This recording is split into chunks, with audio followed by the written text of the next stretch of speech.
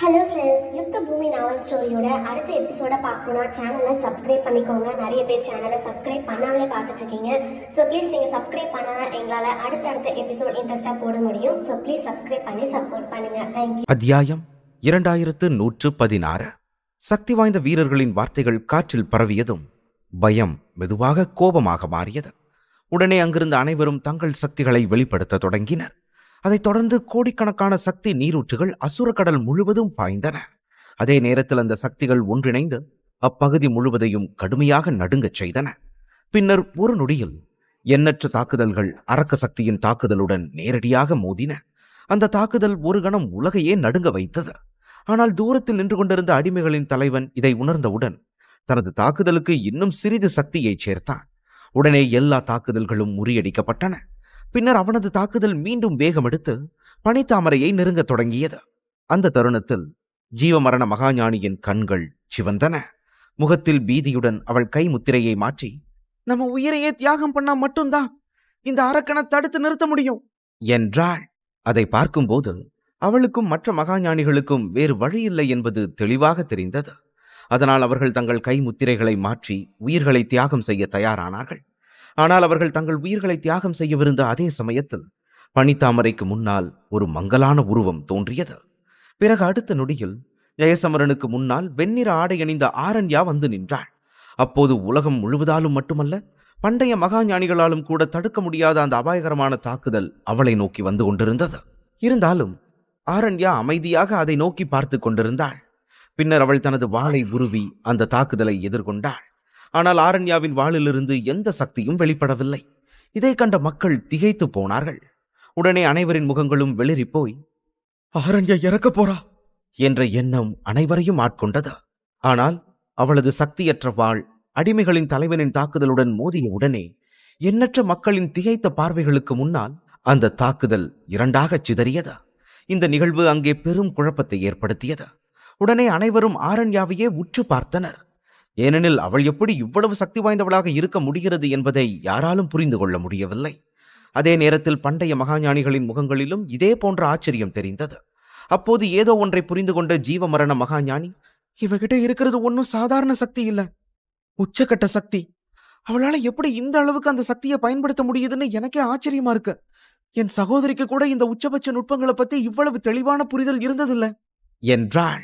அக்னி மகாஞானி அதை ஏற்றுக்கொண்டு, இவகிட்ட இந்த உச்சகட்ட சக்தியை தவிர வேற எந்த சக்தியுமே இல்ல. அப்படின்னா மத்த எல்லா சக்திகளையும் துறந்துட்டு இந்த ஒரு சக்தியிலேயே முழு கவனத்தையும் வச்சிருக்கான்னு அர்த்தம். ஒரு மகாஞானியால கூட இந்த மாதிரி ஒரு காரியத்தை பண்ண முடியாது என்றார். ஆனால் கவலையான முகபாவத்துடன் ஜீவமரண மகாஞானி ஆரண்யாவை பார்த்து, ஆனா ஆரண்யாவால கூட இந்த அடிமைகளோட தலைவனை தடுத்து நிறுத்த முடியாது. இந்த மிருகம் விரிசல்கள் வழியா இங்க வந்திருக்குது. அதனால இப்ப யாராலையும் அதோட சக்திக்கு எதிரா எதுவும் பண்ண முடியாது என்றாள். இதை கேட்ட அக்னி மகாஞானியும் மற்ற மகாஞானிகளும் செய்வதறியாது பெருமூச்சு விட்டனர். பின்னர் அவர்கள் தங்கள் பார்வையை பனித்தாமரையின் மீது திருப்பினர். ஏனெனில் ஜெயசமரன் விரைவில் அத்வைத நிலைக்கு மாறுவான் என்ற நம்பிக்கை அவர்களுக்கு இருந்தது. அப்படி இல்லையெனில் அடிமைகளின் தலைவனின் கைகளிலிருந்து இந்த உலகத்தை யாராலும் காப்பாற்ற முடியாது. ஆனால் அவனது தாக்குதல் தோல்வியடைந்த போது அந்த அரக்கன் ஆரண்யாவை பார்த்து ஒரு கணம் கழித்து சிறிது ஆச்சரியத்துடன், இந்த சக்தி மறுபடியும் இந்த உலகத்துக்கு வந்துருச்சா என்று வியந்தான். அதில் ஆச்சரியமான விஷயம் என்னவென்றால், அவனது உக்கிரமான கண்களில் அப்போது சிறிய மகிழ்ச்சி தெரிந்தது. அதை பார்த்த ஆரண்யா வாளின் மீதான தனது பிடியை இறுக்கிக் கொண்டு மென்மையாக, சமரா, நீ எப்பவுமே என்னை காப்பாத்ததான் நினைப்ப இல்லையா? ஆனா இன்னைக்கு ரொம்ப நாளைக்கு அப்புறம் கடைசியா உன்னை காப்பாத்த எனக்கும் ஒரு வாய்ப்பு கிடைச்சிருக்கு என்றாள். மறுபுறம் அடிமைகளின் தலைவன் தனது கனமான மூர்க்கமான குரலில், பழக்கப்பட்ட இந்த இடத்துக்கு திரும்ப வந்தது ரொம்ப நல்லா இருக்கு. பழைய ஞாபகம் எல்லாம் அப்படியே கண்ணு முன்னாடி வந்துட்டு போகுது. ஆனா என்ன பண்றது, இந்த வாட்டி என் நண்பன் குறியீடுகளின் மூதாதையர் உயிரோட இல்லையே. மனிதர்களான நீங்கள் எல்லாம் எவ்வளவு துரதிர்ஷ்டசாலிகள் இல்லையா என்றான். அப்போது அவனது குரல் பறந்து எதிரொலித்தது. அந்த ஒலி அங்கிருந்த அனைவரின் முதுகிலும் ஒரு குளிர்ச்சியான நடுக்கத்தை ஏற்படுத்தியது. அதைத் தொடர்ந்து சில நொடிகள் அமைதி நிலவிய பிறகு அவன் இகழ்ச்சியான சிரிப்புடன் மேலும், அந்த கிழவனோட லட்சியமும் என்னோட லட்சியமும் ஒண்ணுதான். ஆனா அதை அடைய அவன் தேர்ந்தெடுத்தது உண்மையான வழி. இந்த முழு பிரபஞ்சத்திலையும் எந்த ஒரு சக்தியாலையும் இருளோட சக்திக்கு எதிரா எதுவும் பண்ண முடியாது. அந்த இருளுக்கே தலைவன் விநாசராஜன் தான்.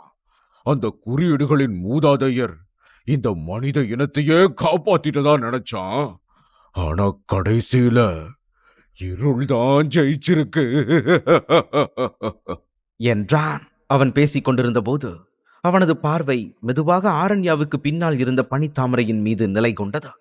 அப்போது அந்த தாமரை மெதுவாக பிரகாசித்தது. அதை கண்ட அரக்கனின் கண்கள் கொலை வெறியுடன் மின்னின. பிறகு அந்த கொடிய எண்ணத்துடன் அவன் மீண்டும் சிரித்தபடியே, ஆ? அப்படின்னா இங்க ஒரு வீரன் அடுத்த குறியீடுகளின் மூதாதையரா மாற முயற்சி பண்றானா?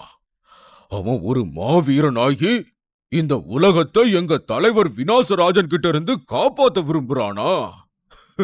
இந்த உலகத்து மனுஷங்களை நான் தப்பா எடை போட்டுட்டேன்னு நினைக்கிறேன். ஆனா உங்களுக்கு அந்த மாதிரி ஒரு வாய்ப்பை நான் கொடுக்க போறதே இல்ல. என்றான். அடிமைகளின் தலைவன் இதை சொன்ன உடனே அவனது அரக்க சக்திகள் திடீரென அதிகரித்தன.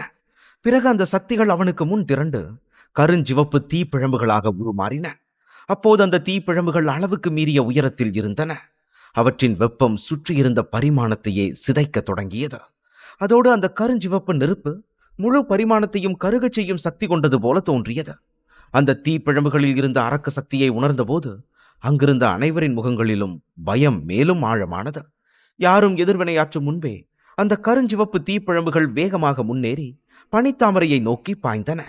தன்னை நோக்கி வரும் அந்த அச்சமூட்டும் தாக்குதலை கண்ட ஆரண்யா உடனே பண்டைய சூறாவளி ஒளியை வரவழைத்தாள். அந்த தருணத்தில் அந்த ஒளி முழு பிரபஞ்சத்தின் சக்திகளை தன்னுள் கொண்டிருந்தது. அந்த சக்தியை உணர்ந்தவள் உறுதியான குரலில் சத்தமாக, உச்சகட்ட சக்திகளே, இந்த அரக்கனை அழிச்சிரு என்று கத்தினாள். அதனுடன் அவள் தனது வாளை உயர்த்தி அந்த கருஞ்சிவப்பு தீப்பிழம்புகளை நோக்கி பாய்ந்தாள். இந்த முறை அவளது வாளில் வெளிப்படையான வலிமை தெரியவில்லை. இருப்பினும் மோதிய தருணத்தில் அந்த வாள் தீப்பிழம்புகளை தடுத்து நிறுத்தியது. ஆனால் அந்த முயற்சி ஆரண்யாவுக்கு மிகுந்த சிரமமாக இருந்தது. அதனால் அவள் முழு சக்தியையும் பயன்படுத்த வேண்டிய நிலை ஏற்பட்டது. இறுதியில் அந்த கருஞ்சிவப்பு ஒளியிலிருந்து விசித்திரமான ஓசை ஒன்று எழுந்தது. அதனுடன் அந்த தாக்குதல் மெதுவாக பலவீனமடைந்து ஆரண்யாவுக்கு எதிராக தோல்வியடைந்தது. ஆனால் அந்த வெற்றிக்கு பின்னர் தனது உச்சபட்ச சக்திகள் கணிசமாக குறைந்து விட்டதை ஆரண்யா உணர்ந்தாள். இதனால் அடுத்த சில தாக்குதல்களில் ஜெயசமரனை காப்பாற்ற முடியாமல் போகலாம் என்ற எண்ணம் அவளது மனதில் தோன்றியது. அதனால் அவள் முகத்தில் ஒரு மெல்லிய கலக்கம் தென்பட்டது. இதற்கிடையில் அடிமைகளின் தலைவன் அவளது எதிர்ப்பை கவனித்தான். பிறகு சிறிது நேரம் அவளை ஆராய்ந்த பின் அவன் பெருமூச்சு விட்டபடி, இந்த சக்தியை இவ்வளவு நல்லா பயன்படுத்துறியே. கண்டிப்பா இந்த சக்தி இந்த உலகத்து மனுஷங்க மேல ரொம்ப அன்பா இருக்கு போல. ஆனா எங்கள மாதிரி ஆளுங்க மேல மட்டும் இதுக்கு என்ன கோபமோ? ஆ, சரி, நீ எவ்வளவு நல்லா இதை பயன்படுத்தினாலும் என்கிட்ட உன்னோட இந்த விளையாட்டு எல்லாம் பலிக்காது. என்றான். அவன் இதை சொன்ன உடனேயே ஆரண்யாவின் முன்னால் இருந்த பகுதியில் திடீரென ஒரு பிளவு தோன்றியது. பிறகு அந்த பிளவிலிருந்து அரக்கனை போன்ற நெருப்பு வெடித்தது. உடனே அந்த நெருப்பு சத்தமாக அலறியது. அதைத் தொடர்ந்து சில நொடிகளில் அது பரவி ஆரண்யாவின் உச்சபட்ச சக்திகளை வேகமாக எரிக்கத் தொடங்கியது. அதன் தாக்கத்தால் பண்டைய சூறாவளியின் ஒளி கூட மங்கத் தொடங்கியது. அப்போது பற்களை கடித்தபடி ஆரண்யா வியர்வையில் நனைந்தாள். அதோடு அவள் முகத்தில் பலவீனம் தென்பட்டது. 2 தாக்குதல்களை தடுத்திருந்தாலும் அந்த அரக்கனை எதிர்கொள்ள அவளது சக்திகள் போதவில்லை. அந்த தருணத்தில் அடிமைகளின் தலைவனிடம் தாங்க முடியாத அளவிலான சக்தி இருப்பதை அவள் உணர்ந்தாள். பிறகு மீண்டும் அந்த கருஞ்சிவப்பு தீப்பிழம்புகள் கர்ஜித்தன. அதே நேரத்தில் அந்த அரக்கனின் வாய் விரிந்தது. அதைத் தொடர்ந்து அந்த அரக்க நெருப்பு ஆரண்யாவின் உச்சகட்ட சக்திகளை விழுங்கத் தொடங்கியது. அதனால் ஆரண்யாவின் உடல் நடுங்கி அவளது வாயிலிருந்து இரத்தம் வழிந்தது. இருந்த போதிலும் அவள் கைவிட தயாராக இல்லை. இதை கண்ட பண்டைய மகாஞானிகளின் முகங்கள் நிறம் மாறின. அதோடு ஆரண்யா அந்த அரக்கனுக்கு ஈடாக இருக்க முடியாது என்பதை அவர்கள் உணர்ந்தனர். அந்த நேரத்தில் அரக்க மேகங்களுக்கு நடுவே அடிமைகளின் தலைவன் புன்னகைத்தபடியே, ஏய் அழகியே, நீ எனக்கு ரொம்ப உதவியா இருப்ப. அதனால முதல்ல உன்னை நான் சிறைபிடிக்க போறேன் என்றான். அவன் இதை சொன்னவுடனே அந்த அரக்கன் தனது மாபெரும் கையை நீட்டி ஆரண்யாவை பிடிக்க முயன்றான். அந்த ஆபத்தை உணர்ந்த ஆரண்யா தப்பிக்க முயன்றாள். ஆனால் அவளை சுற்றியிருந்த பரிமாணம் உடைந்து விட்டதை அவள் உணர்ந்தாள். அதனால் அவளால் நகர முடியவில்லை. இருப்பினும் அவள் பதறவில்லை. மெதுவாக ஒரு ஆழ்ந்த மூச்சை இழுத்தாள். பின்னர் தனது கைகளை ஒன்றிணைத்து பண்டைய குறியீட்டை உருவாக்கத் தொடங்கினாள். அந்த குறியீடு முழுமையடைந்ததும் உலகம் முழுவதும் ஒரு விசித்திரமான ஒலி பரவியது. அந்த ஒலியுடன் உலகின் பல பகுதிகளிலிருந்து ஆதி பெருங்குழப்ப ஒளிகள் ஆரண்யாவை நோக்கி வந்தன. அதே நேரத்தில் அவளது உடலில் ஒளிரும் பண்டைய குறியீடுகள் தோன்றின. அந்த குறியீடுகள் பிரகாசித்த போது அபாயகரமான அளவில் சக்திகள் வெளிப்பட்டன. பிறகு அந்த ஒளி அவளை சுற்றியிருந்த உறைந்த பரிமாணத்தை மெதுவாக தளர்த்த தொடங்கியது. இறுதியாக மாபெரும் அரக்க கை ஆரண்யாவை நெருங்கிய தருணத்தில் அந்த கை ஆதி பெருங்குழப்ப ஒளியால் தடுத்து நிறுத்தப்பட்டது. ஆனால் அந்த தடை சில கணங்கள் மட்டுமே நீடித்தது. அதன் பின்னர் அந்த ஒளி மெதுவாக பின்வாங்க தொடங்கியது. மேலும் அந்த மாபெரும் அரக்க கை ஆரண்யாவை நோக்கி மீண்டும் நெருங்கி வந்தது. அதைத் தொடர்ந்து அந்த இரண்டு மகத்தான சக்திகளும் ஒன்றோடு ஒன்று மோதிக்கொண்டன. ஆனால் ஆதி பெருங்குழப்ப ஒளி மெதுவாக அணையப் போவதை அங்கிருந்த அனைவரும் தெளிவாக உணர்ந்தனர். இதை கண்ட பண்டைய மகாஞானிகள் எந்த நேரத்திலும் ஆரண்யாவை காப்பாற்ற தயாராக தங்கள் முஷ்டிகளை இறுக்கி பிடித்தார்கள். அதே நேரத்தில் தங்கள் உயிர்களை தியாகம் செய்த பின்னர் மட்டுமே அடிமைகளின் தலைவனை தடுக்க முடியும் என்பதை அவர்கள் நன்றாக அறிந்திருந்தார்கள். இதற்கிடையில் ஆதி பெருங்குழப்ப சக்தி மேலும் மங்கத் தொடங்கியது. மேலும் அந்த பிரம்மாண்டமான அரக்க கை ஆரண்யாவுக்கு மிக அருகில் வந்தடைந்தது. இதை கண்ட அவள் ஆழ்ந்த பெருமூச்சு விட்டாள். பின்னர் எந்த தயக்கமும் இல்லாமல் தன் உடலில் ஒளிர்ந்து கொண்டிருந்த எரியும் குறியீடுகளை மேலும் தீவிரப்படுத்தினாள். உடனே அவளது உடல் தீயில் எரிவதைப் போல சூடாகத் தொடங்கியது. அந்த தீ அவளது உடலின் ஒவ்வொரு பகுதிக்கும் கடுமையான வலியை ஏற்படுத்தியது. இருப்பினும் அதே தருணத்தில் கிட்டத்தட்ட அணைந்துவிட்ட ஆதி பெருங்குழப்ப சக்தி மீண்டும் மெதுவாக பிரகாசிக்க தொடங்கியது. பிறகு அந்த ஒளி விரிவடைந்து அரக்க கையை பின்னுக்கு தள்ளியது. அப்போது அபாயகரமான அரக்க சக்திகளால் நிரம்பிய அந்த மாபெரும் கை முன்னேற முயன்றபோது அது நடுங்கியது. அதே சமயம் ஆரண்யாவின் ஒளி தொடர்ந்து வலுப்பெற்றது. மேலும் அவளது உடல் மெதுவாக வீங்க தொடங்கியது. இதை கண்ட பண்டைய மகாஞானிகள் அதிர்ச்சி அடைந்து என்று பீதியுடன் கூச்சலிட்டனர். அடிமை தலைவனை எதிர்கொள்ள ஆரண்யா தனது உயிரையே தியாகம் செய்ய தயாராகி இருப்பதை அனைவரும் புரிந்து கொண்டனர். அந்த முடிவை மனதில் உறுதிப்படுத்தியவள் மெதுவாக கண்களை மூடினாள். அப்போது அவளது உடல் வெடித்துவிடும் நிலையில் இருந்தது. அந்த வெடிப்புக்கு முன் அவள் திடீரென முன்னோக்கி நகர்ந்தாள். அதன் காரணமாக அடிமைகளின் தலைவன் சில கணங்கள் தடைபட்டான். இதனால் ஜெயசமரனுக்கு சிறிதளவு நேரம் கிடைக்கும். ஆனால் பிரிவின் உணர்வு அவளது இதயத்தை குத்தத் தொடங்கிய போது அவள் கண்களில் கண்ணீர் திரண்டது. பின்னர் மெதுவான குரலில் அவள், "போயிட்டு வரேன் சமரா" என்றாள். அதன் பின்னர் அவள் தனது கைகளை திறந்தாள். மேலும் அவளது உடல் வெடிக்கத் தொடங்கியது. ஆனால் அந்த சக்திகள் அவளது உடலை அழிக்கும் தருணத்தில் உலகம் முழுவதும் திடீரென கண்ணை பறிக்கும் ஒரு பிரகாசமான ஒளி தோன்றியது. அந்த ஒளி ஆரண்யாவை அதிர்ச்சிக்குள்ளாக்கியது. மேலும் அவள் ஒரு கணம் கவனம் இழந்தாள். அதே நேரத்தில் தன்னை அழிவிலிருந்து ஒரு வலிமையான சக்தி தடுத்து நிறுத்துவதை அவள் உணர்ந்தாள். அந்த விசித்திரமான உணர்வுடன் அவள் தன் இடுப்பில் ஒரு பரிச்சயமான தொடுதலை உணர்ந்தாள். பின்னர் அவளது காதுகளில் ஒரு குரல், "இந்த மாதிரி ஏதாச்சும் பண்ணணும்னு இனி உன் கனவுல கூட நினைச்சு பார்க்காத. எனக்கு பிடிச்சவங்களை இழக்கிற அந்த துயரத்தை மறுபடியும் என்னால தாங்கிக்க முடியாது, புரியுதா?" என்று ஒலித்தது. அத்தியாயம் 2117. அந்த குரலை கேட்டவுடன் ஆரண்யா திரும்பி பார்த்தாள். அப்போது ஜெயசமரனின் கண்களில் ஆழமான வலியும் பயமும் கலந்திருந்தது. அதை பார்க்கும்போது ஒருவரை இழப்பது எவ்வளவு வேதனையானது என்பதை அவன் நன்றாக அறிந்திருந்தான் என்பது போல தோன்றியது. அந்த வலியை மீண்டும் அனுபவிக்க அவன் தயாராக இல்லை என்பதும் தெளிவாக இருந்தது. பிறகு அவன் அமைதியாக, "மீதியை என்கிட்ட விட்டுரு" என்றான். ஜெயசமரன் இதை சொன்னபோது ஆரண்யாவால் எதுவும் பேச முடியவில்லை. பிறகு அவள் மெதுவாக தலையசைத்தாள். அப்போது அவர்களுக்கு கீழே அசுர கடல் பெரும் சலசலப்புடன் எழுந்தது. உடனே அனைவரின் பார்வையும் ஜெயசமரனை நோக்கி திரும்பியது. அதே நேரத்தில் அங்கிருந்தவர்களின் முகங்களில் எல்லையற்ற மகிழ்ச்சி பரவியது. ஏனெனில் அவர்களின் நீண்டகால காத்திருப்பு இப்போது முடிவுக்கு வந்திருந்தது. அதோடு மனிதகுலத்தின் கடைசி நம்பிக்கையான சமரன் ஜெயந்தன் இறுதியாக விழித்தெழுந்திருந்தான். இதை கண்ட பண்டைய மகாஞானிகள் அதிர்ச்சியுடன், "அவன் அத்வைத நிலை அடைகிறதுல ஜெயிச்சுட்டானா?" என்று கூச்சலிட்டனர். ஆனால் அவர்களின் ஆச்சரியம் சில கணங்கள் மட்டுமே நீடித்தது. பின்னர் அளவற்ற மகிழ்ச்சி அவர்களின் முகங்களில் வெளிப்பட்டது. ஏனெனில் ஜெயசமரனின் உடலிலிருந்து வெளிப்பட்ட சக்தி அவர்களின் குருவான குறியீடுகளின் மூதாதையரின் சக்தியைப் போலவே இருந்தது. இதனால் ஜெயசமரன் அத்வைத நிலைக்கு மாறியிருப்பதும் உலகின் கடைசி நம்பிக்கை இன்னும் உயிருடன் இருப்பதும் தெளிவானது. அப்போது வானத்தில் நின்றபடி ஜெயசமரன் ஆரண்யாவுக்கு புறமுதுகு காட்டி தன்னை நோக்கி வந்து கொண்டிருந்த அரக்க கையை அமைதியாக பார்த்தான். பின்னர் அடிமைகளின் தலைவனை நோக்கி புன்னகைத்து, என்ன ஒரு ஆச்சரியம்! அடிமைகளோட மாபெரும் தலைவனே இங்க வந்துட்டாரா? அக்னி சரிதாவில் இருக்கிற ஒவ்வொருத்தர் சார்பாகவும் உங்களை காக்க வச்சதுக்கு நான் மன்னிப்பு கேட்டுக்கிறேன். இவ்வளவு காலம் கழிச்சு இப்பதான் உங்களுக்கு விடுதலை கிடைச்சிருக்கு. ஆனா அதுக்கப்புறமும் நீங்க இப்படி காத்துக்கிட்டு இருக்க வேண்டியதா போச்சே என்றான். அந்த வார்த்தைகளுக்கு பிறகு வானத்தில் இருந்த தீய சக்திகள் மெதுவாக அமைதியாயின. பின்னர் அடிமைகளின் தலைவனின் குரல், பரவாயில்ல, இப்பதான் நீ முழிச்சிருக்கல்ல, உனக்கான பரிச நான் ஏன் உன்கிட்ட கொடுக்க கூடாது என்று ஒலித்தது. அந்த குரல் ஒலித்தவுடன் அங்கிருந்த அரக்கன் மெதுவாக அசைந்தான். உடனே சுற்றியிருந்த அரக்க சக்திகள் ஒன்று கூடி மெதுவாக ஒரு உருவமாக குவியத் தொடங்கின. அந்த உருவம் முதலில் கருமையான ஒளியால் மூடப்பட்டிருந்தது. பின்னர் அந்த ஒளி மெதுவாக மங்கிய போது அந்த உடல் தெளிவாக வெளிப்பட்டது. அது முழுமையாக உருவான அந்த கணத்தில் அங்கிருந்த பலர் அதிர்ச்சியுடன் உறைந்து நின்றனர். ஏனெனில் அந்த உடல் அக்னி சரிதத்தில் வாழ்ந்த ஒரு மனிதனுடையது. அப்போது கருப்பு உடை அணிந்த உயரமான ஒரு இளைஞன் அங்கு அமைதியாக நின்றிருந்தான். அவனை பார்த்த அந்த நொடியிலேயே ஜெயசமரனின் முகத்தில் இருந்த புன்னகை மெதுவாக மறைந்து போனது. காரணம், அந்த முகத்தை அவன் உடனே அடையாளம் கண்டிருந்தான். எப்படி இருந்தாலும் அந்த முகத்தை ஜெயசமரனால் ஒருபோதும் மறக்க முடியாது.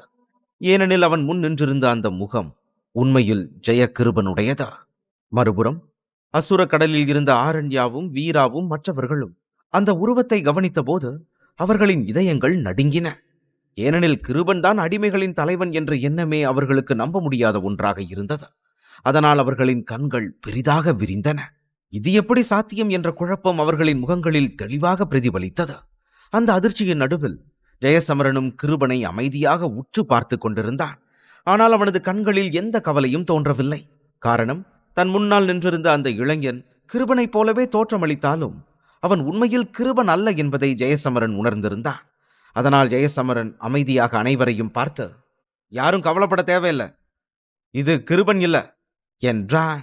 ஜெயசமரன் உண்மையை கண்டுபிடித்ததை உணர்ந்த அடிமைகளின் தலைவன் சிரித்துக்கொண்டே, பிரமாதம், உண்மைய கண்டுபிடிச்சிட்ட. ஆனா நான் ஏன் இந்த உருவத்தை எடுத்தேன்னு நீ தெரிஞ்சுக்க வேண்டாமா? இந்த பையன் மேல உனக்குள்ள இருக்கிற அந்த பயங்கரமான ஆக்ரோஷத்தை நான் கண்டுபிடிச்சிட்டேன். அதான் இந்த உருவத்துல வர்றது உன்னை ரொம்பவே கஷ்டப்படுத்தும்னு நினைச்சேன். நீ நினைச்சாலும் இந்த முகத்துல இருந்து உன்னால தப்பிக்க முடியாது இல்லையா என்று கேட்டான். அதற்கு ஜெயசமரன் எந்த தயக்கமும் இன்றி, உண்மையை சொல்லணும்னா உன்னோட இந்த உருவம் எனக்கு இன்னும் அதிக கோபத்தை தான் வரவழைக்குது. அதனால தான் போன தடவை கிருபனை அழிக்க முடியாம விட்டதை இந்த வாட்டி செஞ்சு முடிக்கணும்னு நினைக்கிறேன். ஒரு பக்கம் இதுவும் நல்லதுதான். கிருபனை பழி வாங்கணுங்கிற ஒரே நோக்கத்துக்காக தான் நான் இவ்வளவு சக்தி வாய்ந்தவனா மாற ஆரம்பிச்சேன். இப்போ நான் வேட்டை போர் நுட்பத்தோட உச்ச நிலையை அடைஞ்சிட்டேன். உன்கிட்ட இருக்கிற பழைய கணக்கையெல்லாம் இப்போ மொத்தமா தீர்த்துக்கிறேன். அதுவும் என் முன்னாடி நிக்கிறது நிஜமான கிருபன் இல்லைன்னு தெரிஞ்சும் இதை நான் பண்ண போறேன் என்றான். இதற்கிடையில் கிருபனின் உருவத்தில் நின்ற அடிமைகளின் தலைவன் ஜெயசமரனை மேலிருந்து கீழாக ஆராய்ந்தபடி தொடர்ந்து சிரித்துக் கொண்டிருந்தான். பின்னர் பெருமூச்சு விட்டபடி, இன்னொரு மனுஷனால அத்வைத நிலையை அடைய முடியும்னு நான் நினைச்சு கூட பார்க்கல. மனிதர்களோட திறமையை எடை போடுறதுல நான் ரொம்ப பெரிய தப்பு பண்ணிட்டேன்னு தோணுது. நிஜமாவே அந்த குறியீடுகளின் மூதாதையர் அவனோட கடைசி நேரத்துல சரியான காய் நகர்த்தல செஞ்சுட்டான் என்றான். அப்போது ஜெயசமரன் அவனை நேராக பார்த்து உறுதியுடன், இந்த உலகம் உன்னோடது இல்ல அடிமைகளின் தலைவனே. இங்க வந்தது மூலமா நீ ஒரு பெரிய தப்ப பண்ணிட்ட. நான் உயிரோடு இருக்கிற வரைக்கும் இந்த உலகத்துக்கு உன்னால எந்த ஒரு கெடுதலும் நடக்க விடமாட்டேன் என்று கத்தினான். அதை கேட்ட கிருபன் சிரித்தபடியே, நீ என்ன ரொம்பவே வெறுக்கிறத என்னால உணர முடியுது. நீ அத்வைத நிலையை அடைகிறதுக்கு ரொம்ப பெரிய விலையை கொடுக்க வேண்டி இருந்தது போல. சொல்லு, உன்னோட மிகப்பெரிய எதிரியா நான் உனக்கு முன்னாடிதான் நிக்கிறேன். ஆனாலும் உன்னால என்னை எதுவுமே பண்ண முடியலையே என்றான். அவன் சொன்ன வார்த்தைகள் ஜெயசமரனின் உள்ளத்தை தீண்டிய போது அவன் பற்களை கடித்தபடி தனக்குள், இந்த நிலையை அடையிறதுக்காக நான் அவளையே இழக்க வேண்டி இருந்துச்சு அடிமைகளின் தலைவனே. அதுவும் உன்னால மட்டும்தான் நடந்துச்சு. அதனால இன்னைக்கு நான் உன்னை ரொம்ப கொடூரமா அழிக்கலன்னா இவ்வளவு சக்தியை அடைஞ்சதுல எந்த ஒரு அர்த்தமும் இல்லாம போயிடும் என்று சொல்லிக் கொண்டான். அந்த நொடியில் ஜெயசமரனின் கண்களில் ஒரு கொடிய நோக்கம் மின்னியது. அதைத் தொடர்ந்து உலகமே நடுங்குவது போல ஒரு விசித்திரமான அழுத்தம் பரவியது. உடனே எண்ணற்ற பிரகாசமான ஒளி கீற்றுகள் எல்லா திசைகளிலிருந்தும் தோன்றி ஜெயசமரனின் பின்னால் குவிந்தன. பிறகு அவன் தனது முஷ்டியை இறுக்கிய போது அந்த ஒளிக்கீற்றுகள் மெதுவாக ஒன்றிணைந்து இறுதியில் 8 ஒளிக்கீற்றுகளாக மாறின. அவற்றின் உள்ளே 8 பண்டைய குறியீடுகள் தெளிவாக காட்சியளித்தன. அதே சமயம் ஜெயசமரனின் பின்னால் பண்டைய கல், காற்றுக்கல் உள்ளிட்ட பட்டியலில் உள்ள மிக சக்தி வாய்ந்த புதையல்கள் அனைத்தும் தோன்றின. அந்த காட்சியை பார்த்த திவான் மெதுவாக ஜெயசமரனை அணுகி மிகுந்த உணர்ச்சியுடன், நீ நீ ஜெயிச்சிட்ட சமரா. அக்னி சரிதாவோட அடுத்த குறியீடுகளின் மூதாதையர். அது மட்டும் இல்லாம அடுத்த மாவீரன் நீதான், சமரன் ஜெயந்தன். இதுதான் விதி, நான் சொன்ன உண்மையான விதி என்றான்.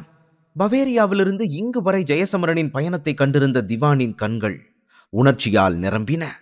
நீண்ட காலமாக எதிர்பார்த்திருந்த அக்னி சரிதாவின் மிக சக்தி வாய்ந்த வீரனாக ஜெயசமரன் இப்போது மாறியிருந்தான். ஆனால் அந்த நேரத்தில் ஜெயசமரன் திவானை பார்த்து அமைதியாக, நான் உங்க எல்லாரையும் கொஞ்ச நேரத்துக்கு மாத்தி வைக்க போறேன் என்றான். அவன் இதை சொன்னதும் தனது முஷ்டியை இறுக்கினான். அதே நேரத்தில் பட்டியலில் இருந்த அனைத்து புதையல்களும் மெதுவாக ஒன்றிணைந்து 9 வண்ணங்களால் மின்னும் ஒரு ஈட்டியாக உருமாறின. அந்த ஈட்டியிலிருந்து வெளிப்பட்ட சக்தி மிக அபாயகரமானதும் அளவிட முடியாத சக்தியுடனும் இருந்தது. அந்த சக்தியின் தீவிரம் சுற்றியிருந்த அனைவராலும் தெளிவாக உணரப்பட்டது. பிறகு அந்த ஈட்டியை உறுதியாக பற்றி கொண்டு ஜெயசமரன் அமைதியாக போருக்கு தயாரானான். அந்த கணத்தில் ஜெயசமரன் உலகின் மிகவும் சக்தி வாய்ந்த வீரனாக மாறியிருந்தான். உண்மையில் அவனது தற்போதைய வலிமை அந்த பண்டைய குறியீடுகளின் மூதாதையரின் வலிமைக்கு குறைவானது அல்ல. இதனால் பட்டியலில் இருந்த அனைத்து புதையல்களும் நம்ப முடியாத அளவிற்கு சக்தி வாய்ந்தவையாக இருந்த போதிலும் ஜெயசமரனின் விருப்பத்திற்கு எதிராக அவை சக்தியற்றவையாகவே இருந்தன. பின்னர் தனது கையில் இருந்த ஈட்டியை பற்றி கொண்டபடி தன்னை சுற்றி மிதந்து கொண்டிருந்த 8 பண்டைய குறியீடுகளை ஜெயசமரன் அமைதியாக பார்த்தான். அந்த தருணத்தில் உலகில் இதுவரை யாரும் அனுபவிக்காத அளவிலான சக்தி அவனுக்குள் எழுந்ததை அவனால் தெளிவாக உணர முடிந்தது. இதனால் அங்கிருந்த பலரின் கண்களில் நம்பிக்கையும் மகிழ்ச்சியும் மலர்ந்தன. ஏனெனில் ஜெயசமரனின் வலிமை அவர்களின் எதிர்கால நம்பிக்கையை உயிர்ப்புடன் வைத்திருந்தது. அதே நேரத்தில் அடிமைகளின் தலைவனை போன்ற சக்தி வாய்ந்த மற்றும் ஆபத்தான அரக்கனை அளவற்ற சக்தியால் மட்டுமே தடுத்து நிறுத்த முடியும் என்பதை அனைவரும் அறிந்திருந்தனர். அப்போது ஜெயசமரனை சுற்றி படைகள் திரள்வதை கவனித்த கிருபன் புன்னகைத்தபடி, என்ன நீ அழிக்க போறியா? அந்த குறியீடுகளின் மூதாதையராலேயே அதை பண்ண முடியல. அப்படி இருக்கிறப்போ நீ என்ன கொன்றுவியா? ஒன்னு மறந்துடாத, நீ அத்வைத நிலைய அடைஞ்சு கொஞ்ச நேரம் கூட ஆகல. அதுவும் இல்லாம உன்னோட வயச பார்த்தா நீ சொல்றத யாருமே நம்ப மாட்டாங்க என்றான். அதற்கு பதிலாக ஜெயசமரன் எதுவும் பேசவில்லை. அமைதியாக தனது கையை நீட்டி முஷ்டியை இறுக்கினான். உடனடியாக கிருபனை சுற்றியிருந்த பரிமாணம் மெதுவாக நொறுங்க தொடங்கியது. அதே நேரத்தில் 3ஆம் சோதனையில் தேர்ச்சி பெற்ற அவதாரத்தையே அழிக்கக்கூடிய அபாயகரமான சக்தி ஒன்று அவனை நோக்கி பாயத் தொடங்கியது. ஆனால் கிருபன் அசையாமல் தனது கைகளை கட்டியபடி அமைதியாக நின்றான். பிறகு மெதுவாக அவனது உடலிலிருந்து கருஞ்சிவப்பு நிறச்சுடர்கள் வெளிப்பட்டன. அந்த சுடர்களுடன் மோதிய ஜெயசமரனின் தாக்குதல் எளிதில் முறியடிக்கப்பட்டது. ஜெயசமரனின் தாக்குதலை தடுத்த கிருபன் சிரித்துக்கொண்டே, சரி, மனிதர்களுக்கும் அரக்கர்களுக்கும் இடையிலான இந்த உலகத்தோட மிகப்பெரிய போர ஆரம்பிக்கலாம். அக்னி சரிதாவோட புது மாவீர எவ்வளவு சக்தி வாய்ந்தவன்னு நானும் பார்க்கிறேன் என்றான். இதை சொன்னவுடன் கிருபன் தனது கையை மெதுவாக அசைத்தான். உடனே அவனுக்கு பின்னால் லட்சக்கணக்கான அடி உயரத்திற்கு ஆயிரக்கணக்கான கருப்பு சூறாவளிகள் உருவாகின. அந்த சூறாவளிகள் முற்றிலும் அரக்க சக்திகளால் உருவாக்கப்பட்டவை என்பதால் அவற்றின் சக்தி அளவிட முடியாததாக இருந்தது. பின்னர் கிருபன் புன்னகைத்த போது அந்த சூறாவளிகள் அனைத்தும் சுழலத் தொடங்கி வேகமாக ஜெயசமரனை நோக்கி முன்னேறின. இதை கண்ட மக்கள் இந்த சூறாவளிகளை சுற்றி உள்ள வளிமண்டலம் சரிந்து விட்டதையும் தொலைவில் இருந்தவர்கள் கூட அவற்றிற்குள் உறிஞ்சப்பட்டு கொல்லப்பட்டதையும் உணர்ந்தன. அப்போது அந்த சூறாவளிகளின் சக்தியால் வானம் முழுவதும் எண்ணற்ற விரிசல்கள் தோன்றின. உலகின் மிக ஆபத்தான இந்த போரின் நடுவில் இருக்க யாரும் விரும்பாததால் அனைவரும் பீதியடைந்து தப்பிச் செல்லத் தொடங்கினர். இறுதியில் அந்த சூறாவளிகள் ஜெயசமரனை நெருங்கின. ஆனால் அந்த கணத்தில் ஜெயசமரன் தனது காலை தரையில் ஓங்கி மிதித்தான். உடனே சுற்றிலும் ஒளிக்கீற்றுகள் மின்னின. அந்த ஒளிக்கீற்றுகளில் வெளிப்பட்டது அவனது வெளிசக்திகள் மட்டுமல்ல, அளவற்ற உள்சக்திகளும் ஆகும். ஒரு வகையில் அந்த ஒளிக்கீற்றுகள் முழு பிரபஞ்சத்தின் சக்தியையும் தாங்கி இருந்தன. பின்னர் அதிவேகமாக அந்த ஒளிக்கீற்றுகள் அனைத்தும் ஒன்றோடு ஒன்று மோதி ஒரு சக்தி வாய்ந்த தாக்குதலாக வெடித்தன. அந்த தருணத்தில் முழு பிரபஞ்சமும் கடுமையாக நடுங்கியது. அந்த மோதலுடன் ஒப்பிடும்போது ஆபத்தானது என்ற வார்த்தையே முக்கியத்துவம் இழந்ததாக தோன்றியது. ஏனெனில் அவர்களின் சக்திகளின் மோதலால் எழுந்த அலைகள் வெகு தொலைவில் நின்று கொண்டிருந்த அவதார் நிலை வீரர்களை கூட வெளிரச் செய்தன. சரியான நேரத்தில் அவர்கள் போதுமான தூரம் விலகிச் செல்லவில்லை என்றால் அந்த சக்திகளால் கொல்லப்பட்டிருப்போம் என்பதை அவர்கள் அனைவரும் தெளிவாக உணர்ந்தனர். இதற்கிடையில் பண்டைய மகாஞானிகள் கவலையான முகங்களுடன் அந்த போரை கவனித்துக் கொண்டிருந்தார்கள். அதே நேரத்தில் அடிமைகளின் தலைவனின் சக்தி அத்வைத நிலைக்கு சமமானது என்பதை அவர்களும் அறிந்திருந்தார்கள். இதன் பொருள், இந்த தருணத்தில் ஜெயசமரனும் அடிமைகளின் தலைவனும் ஒருவருக்கொருவர் சமமான சக்தி வாய்ந்தவர்களாக இருந்தனர். அதன் விளைவாக அவர்களுக்கிடையே கடுமையான போர் தவிர்க்க முடியாத ஒன்றாக மாறியது. பின்னர் ஒரு கணம் தயங்கிய பிறகு ஜீவமரண மகாஞானி, இதுக்கு முன்னாடி குருஜிக்கும் அந்த அடிமையோட தலைவனுக்கும் நடுவுல ஒரு பயங்கரமான போட்டி நடந்துச்சு. ஆனா அந்த போட்டியில 2 பேர்ல யாராலையும் ஒருத்தர் மிஞ்ச முடியல. இப்ப இந்த போட்டியோட முடிவு என்னவாக போகுதோ யாருக்கு தெரியும். இந்த உலகத்தோட கடைசி மாபெரும் போர் பல வருடங்களா நீடிச்சது. கடைசியில அந்த அடிமைகளோட தலைவனை சிறைபிடிக்க நம்ம குரு தன்னோட உயிரையே தியாகம் பண்ண வேண்டியதாயிடுச்சு என்றாள். அவள் இதை சொல்லும்போது அவளது முகத்தில் ஒரு சிறிய உதவியற்ற நிலை தெரிந்தது. அதை கண்ட அக்னி மகாஞானியும் மற்ற மகாஞானிகளும் கவலையடைந்தனர்.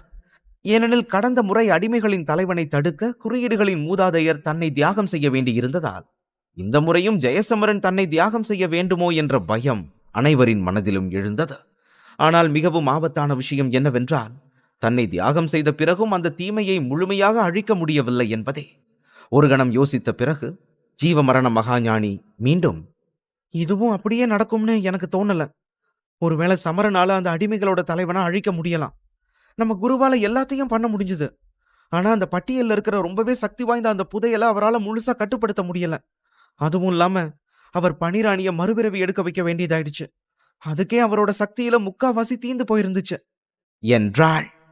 இதை கேட்ட அக்னி மகாஞானி லேசான ஆச்சரியத்துடன், அப்படின்னா அந்த பட்டியல்ல இருக்கிற ரொம்பவே சக்தி வாய்ந்த அந்த புதையலை சமரனால கட்டுப்படுத்த முடியும்னு சொல்றியா? ஆனா அந்த பட்டியல்ல இருக்கிறதுலேயே ரொம்ப சக்தி வாய்ந்த புதையல் என்னது என்று கேட்டார். அத்தியாயம் 2118. உண்மையில் அந்த பட்டியலில் உள்ள மிகவும் சக்தி வாய்ந்த புதையல் எது என்பது அக்னி மகாஞானிக்கே தெரியவில்லை. அவருக்கு தெரிந்திருந்தது ஒன்றே ஒன்று. அது அவரது குருவான குறியீடுகளின் மூதாதையரால் கூட அதை முழுமையாக கட்டுப்படுத்த முடியவில்லை என்பதே. இல்லையெனில் கடந்த மாபெரும் போரின் போது அவர் அடிமைகளின் தலைவனை சிறைபிடித்தது மட்டுமல்லாமல் அவனை முழுமையாக அழித்திருக்கக்கூடும். இதற்கிடையில் மற்ற மகாஞானிகள் அனைவரும் அந்த மிகவும் சக்தி வாய்ந்த புதையலின் ரகசியத்தை பற்றி சிந்தித்தபடி ஜீவமரண மகாஞானியை கவனமாக பார்த்து கொண்டிருந்தனர். அந்த நேரத்தில் ஒரு கணம் யோசித்த பின் ஆரண்யா தன்னை நோக்கி நடந்து வருவதை ஜீவமரண மகாஞானி கவனித்தாள். அவளை பார்த்தவுடனே அவள் திடீரென, கொஞ்சம் இரு, ஒருவேளை அந்த வரிசையில் இருக்கிற ரொம்ப சக்தி வாய்ந்த புதையல் அந்த பண்டைய உச்ச சக்திகளா கூட இருக்கலாம் என்றாள். இதை கேட்டதும் அனைத்து மகாஞானிகளும் ஆச்சரியமடைந்தனர். அதற்குள் ஆரண்யாவும் அவர்களிடம் வந்து சேர்ந்திருந்தாள். உச்ச சக்திகளை பற்றி கேட்டபோது அவள் சற்று கலக்கமான குரலில், என்னால பண்டைய உச்ச சக்திகளை பயன்படுத்த முடியும். ஆனா அதை முழுசா கத்துக்க நான் இன்னும் போக வேண்டிய தூரம் ரொம்ப அதிகமா இருக்கு. அந்த சக்திகளை அடக்க அத்வைத நிலை அடையிறது தான் ரொம்ப முக்கியமான விஷயம்னு எனக்கு தோணுது. சமரன் இப்ப அத்வைத நிலையில இருக்கான். அதோட வேட்டை போர் நுட்பத்தை கத்துக்கிட்டது மூலமா பண்டைய உச்ச சக்திகளை பயன்படுத்தவும் அவன் கத்துக்கிட்டான். ஆனா அவனால எந்த அளவுக்கு அந்த உச்ச சக்திகளை பயன்படுத்த முடியும்னு எனக்கு தெரியல. நான் என்ன சொல்ல வரேன்னா, அந்த குறியீடுகளின் மூதாதையராலேயே இந்த சக்திகளை அடக்க முடியலன்னா அப்புறம் சமரன் என்று அந்த இடத்தில் அவள் தனது பேச்சை நிறுத்தி கொண்டாள். ஆனால் அவள் சொல்ல வந்ததை புரிந்து கொண்ட பண்டைய மகாஞானிகள் அனைவரும் அமைதியாக தலையசைத்தனர். அந்த நேரத்தில் ஜெயசமரனுக்கு அவர்கள் எந்த வகையிலும் உதவ முடியாத நிலை இருந்தது. அதனால் பட்டியலில் இருந்த மிகவும் மதிப்புமிக்க புதையலான பண்டைய உச்ச சக்திகளை ஜெயசமரன் கற்று தேர்ந்திருப்பான் என்ற நம்பிக்கையை வைத்திருக்கவே அவர்களால் முடிந்தது. இதற்கிடையில் வானத்தில் 2 இளைஞர்கள் அபாயகரமான சக்திகளை வெளிப்படுத்திக் கொண்டிருந்தனர். அவர்களின் தாக்குதல்கள் மோதிய போது சுற்றியிருந்த பரிமாணம் சிதறத் தொடங்கியது. அதோடு உலகம் முழுவதும் பலத்த காற்று வீசியது. அதைத் தொடர்ந்து நிலம் நடுங்கியது. அந்த காட்சி உலக அழிவினால் வந்துவிட்டது போல தோன்றியது. ஜெயசமரன் அத்வைத நிலையை அடைந்தபோது பிரபஞ்சம் முழுவதின் சக்திகளையும் தன்னால் எளிதில் அடக்க முடியும் என்று உணர்ந்திருந்தான். அதே நேரத்தில் அடிமைகளின் தலைவனான கிருபனால் பிரபஞ்சம் முழுவதும் பரவியிருந்த அரக்க சக்திகளையும் அவன் விருப்பப்படி கட்டுப்படுத்த முடிந்தது. இதனால் இருவருக்கும் இடையிலான போர் மிகுந்த அபாயகரமானதாக இருந்த போதிலும் அவர்களில் ஒருவரும் பலவீனமடைந்ததாக தெரியவில்லை.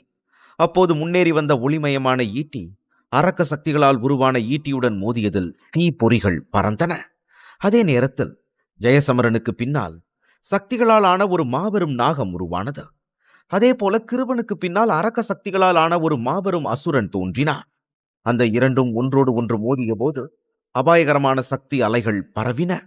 அதன் தாக்கத்தில் அவர்கள் இருவரின் உடல்களும் ஆயிரக்கணக்கான அடி தூரம் பின்னோக்கி சரிந்தன. இருப்பினும் யார் வெற்றி பெறுவார்கள் என்பது இன்னும் தெளிவாகவில்லை. இதற்கிடையில் அடிமைகளின் தலைவன் தனது கையில் இருந்த ஈட்டியை மெதுவாக ஆட்டியபடி புன்னகைத்து, நான் முன்னாடியே சொன்ன மாதிரி ஒரு குறியீடுகளின் மூதாதையரால அதிகபட்சம் எனக்கு சவால் தான் விட முடியும். ஆனா என்ன தோற்கடிக்க முடியாது. போன போர்ல அந்த மூதாதையர் எல்லா வித்தைகளையும் காட்டி பார்த்தான். ஆனாலும் அவனால என்ன தோற்கடிக்க முடியல. உனக்கோ அவனை விட குறைவான அனுபவம் தான் இருக்கு. அப்படி இருக்க உன்னால என்ன பண்ண முடியும் தம்பி? சீக்கிரமே 2 உலகத்துக்கும் நடுவுல இருக்கிற பிளவுகள் வழியா என்னோட அரக்க படைகள் இந்த உலகத்துக்குள்ள நுழையும். அப்போ இந்த உலகம் அழியறதுல இருந்து யாராலையும் காப்பாற்ற முடியாது என்றான். இதை கேட்டவுடன் எண்ணற்ற மக்களின் முகங்கள் நிறம் மாறின. உடனே அவர்களின் பார்வைகள் வானத்தை நோக்கி திரும்பின. அங்கே ஒரு பெரிய பிளவு தோன்றியிருந்தது. அப்போது அந்த பிளவிலிருந்து அபாயகரமான அரக்க சக்திகள் வெளிப்பட்டு கொண்டிருந்தன. அதோடு அந்த பிளவின் மறுபுறத்தில் எண்ணற்ற அரக்கர்கள் பதுங்கி இருப்பதும் தெரிந்தது. இதை கண்ட பண்டைய மகாஞானிகளின் முகங்களில் கவலை தோன்றியது. அதே நேரத்தில் அந்த அனைத்து அரக்கர்களும் உலகிற்குள் நுழைந்தவுடன் கடந்த போரைப் போலவே மீண்டும் ஒரு மாபெரும் போர் வெடிக்கும் என்பது தெளிவாக இருந்தது. அந்த போரில் மனிதகுலம் ஒரு மிகப்பெரிய விலையை செலுத்த வேண்டியிருக்கும். அது யாரும் விரும்பாத விலையாக இருக்கும். அந்த நேரத்தில் ஜெயசமரனும் வானத்தை நோக்கி பார்த்தான். அப்போது அபாயகரமான அரக்க சக்திகள் வெளிவந்து கொண்டிருந்த அந்த பிளவை அவன் அமைதியாக கவனித்தான். பின்னர் அவன் பார்வை மெதுவாக கிருபனை நோக்கி திரும்பி தாழ்ந்த ஆனால் உறுதியான குரலில், குறியீடுகளின் மூதாதையர் உன்னை அழிக்க முடியாம தோத்து போயிருக்கலாம், அதை நான் ஒத்துக்கிறேன். ஆனா அதே மாதிரி நானும் தோத்து போவேன்னு நீ நினைக்காத. நான் உன்னை கண்டிப்பா அழிப்பேன் அடிமைகளின் தலைவனே. ஏன்னா இந்த உலகம் எங்களோட உலகம். அது சரி, நீ எதுக்காக எங்க உலகத்துக்குள்ள வரணும்னு நினைக்கிறேன்னு கொஞ்சம் தெளிவா தான் சொல்ல. இங்க இருக்கிற மனுஷங்களை எல்லாம் சும்மா அழிக்கணுன்றதுக்காக மட்டும் நீ இங்க வரமாட்டேன்னு எனக்கு தெரியும். உன்னோட உண்மையான நோக்கம் விநாசராஜனை எழுப்புறது தான். அப்படி இருக்கிறப்ப இங்க வந்து எங்களை அழிக்கிறதுனால உனக்கு என்ன லாபம் கிடைக்க போகுது? நீ பதில் சொல்ல மாட்டேன்னு புரியுது. ஆனா நான் உன்னோட பதிலுக்காக காத்துட்டும் இல்ல. ஏன்னா காரணம் என்னன்னு எனக்கு நல்லாவே தெரியும். நீ ஒரு விசேஷமான சக்தியை அடையறதுக்காக தானே இங்க வந்திருக்க, சரிதானே? அந்த சக்தியை வச்சு உன்னால விநாசராஜனை நொடி பொழுதுல எழுப்ப முடியும். அதுக்காக தான் அந்த சக்தியை நீ அடைஞ்சே தீரணும்னு துடிக்கிற. அந்த சக்தி இந்த பட்டியலையே ரொம்பவும் பலமான அந்த புதையல். அப்படின்னா அது அந்த உச்ச சக்தி தான். நான் சொல்றது சரிதான அடிமைகளின் தலைவனே என்று கேட்டான். இதை கேட்ட அடிமைகளின் தலைவன் ஜெயசமரனை உற்று பார்த்துவிட்டு மெதுவாகச் சிரித்தான். பின்னர் அமைதியான ஆனால் கூர்மையான குரலில், உனக்கு அறிவு ரொம்பவே அதிகம் போல இருக்கு தம்பி. உனக்கு இவ்வளவு விஷயம் தெரிஞ்சிருக்கிறப்போ ஒன்னு சொல்லு.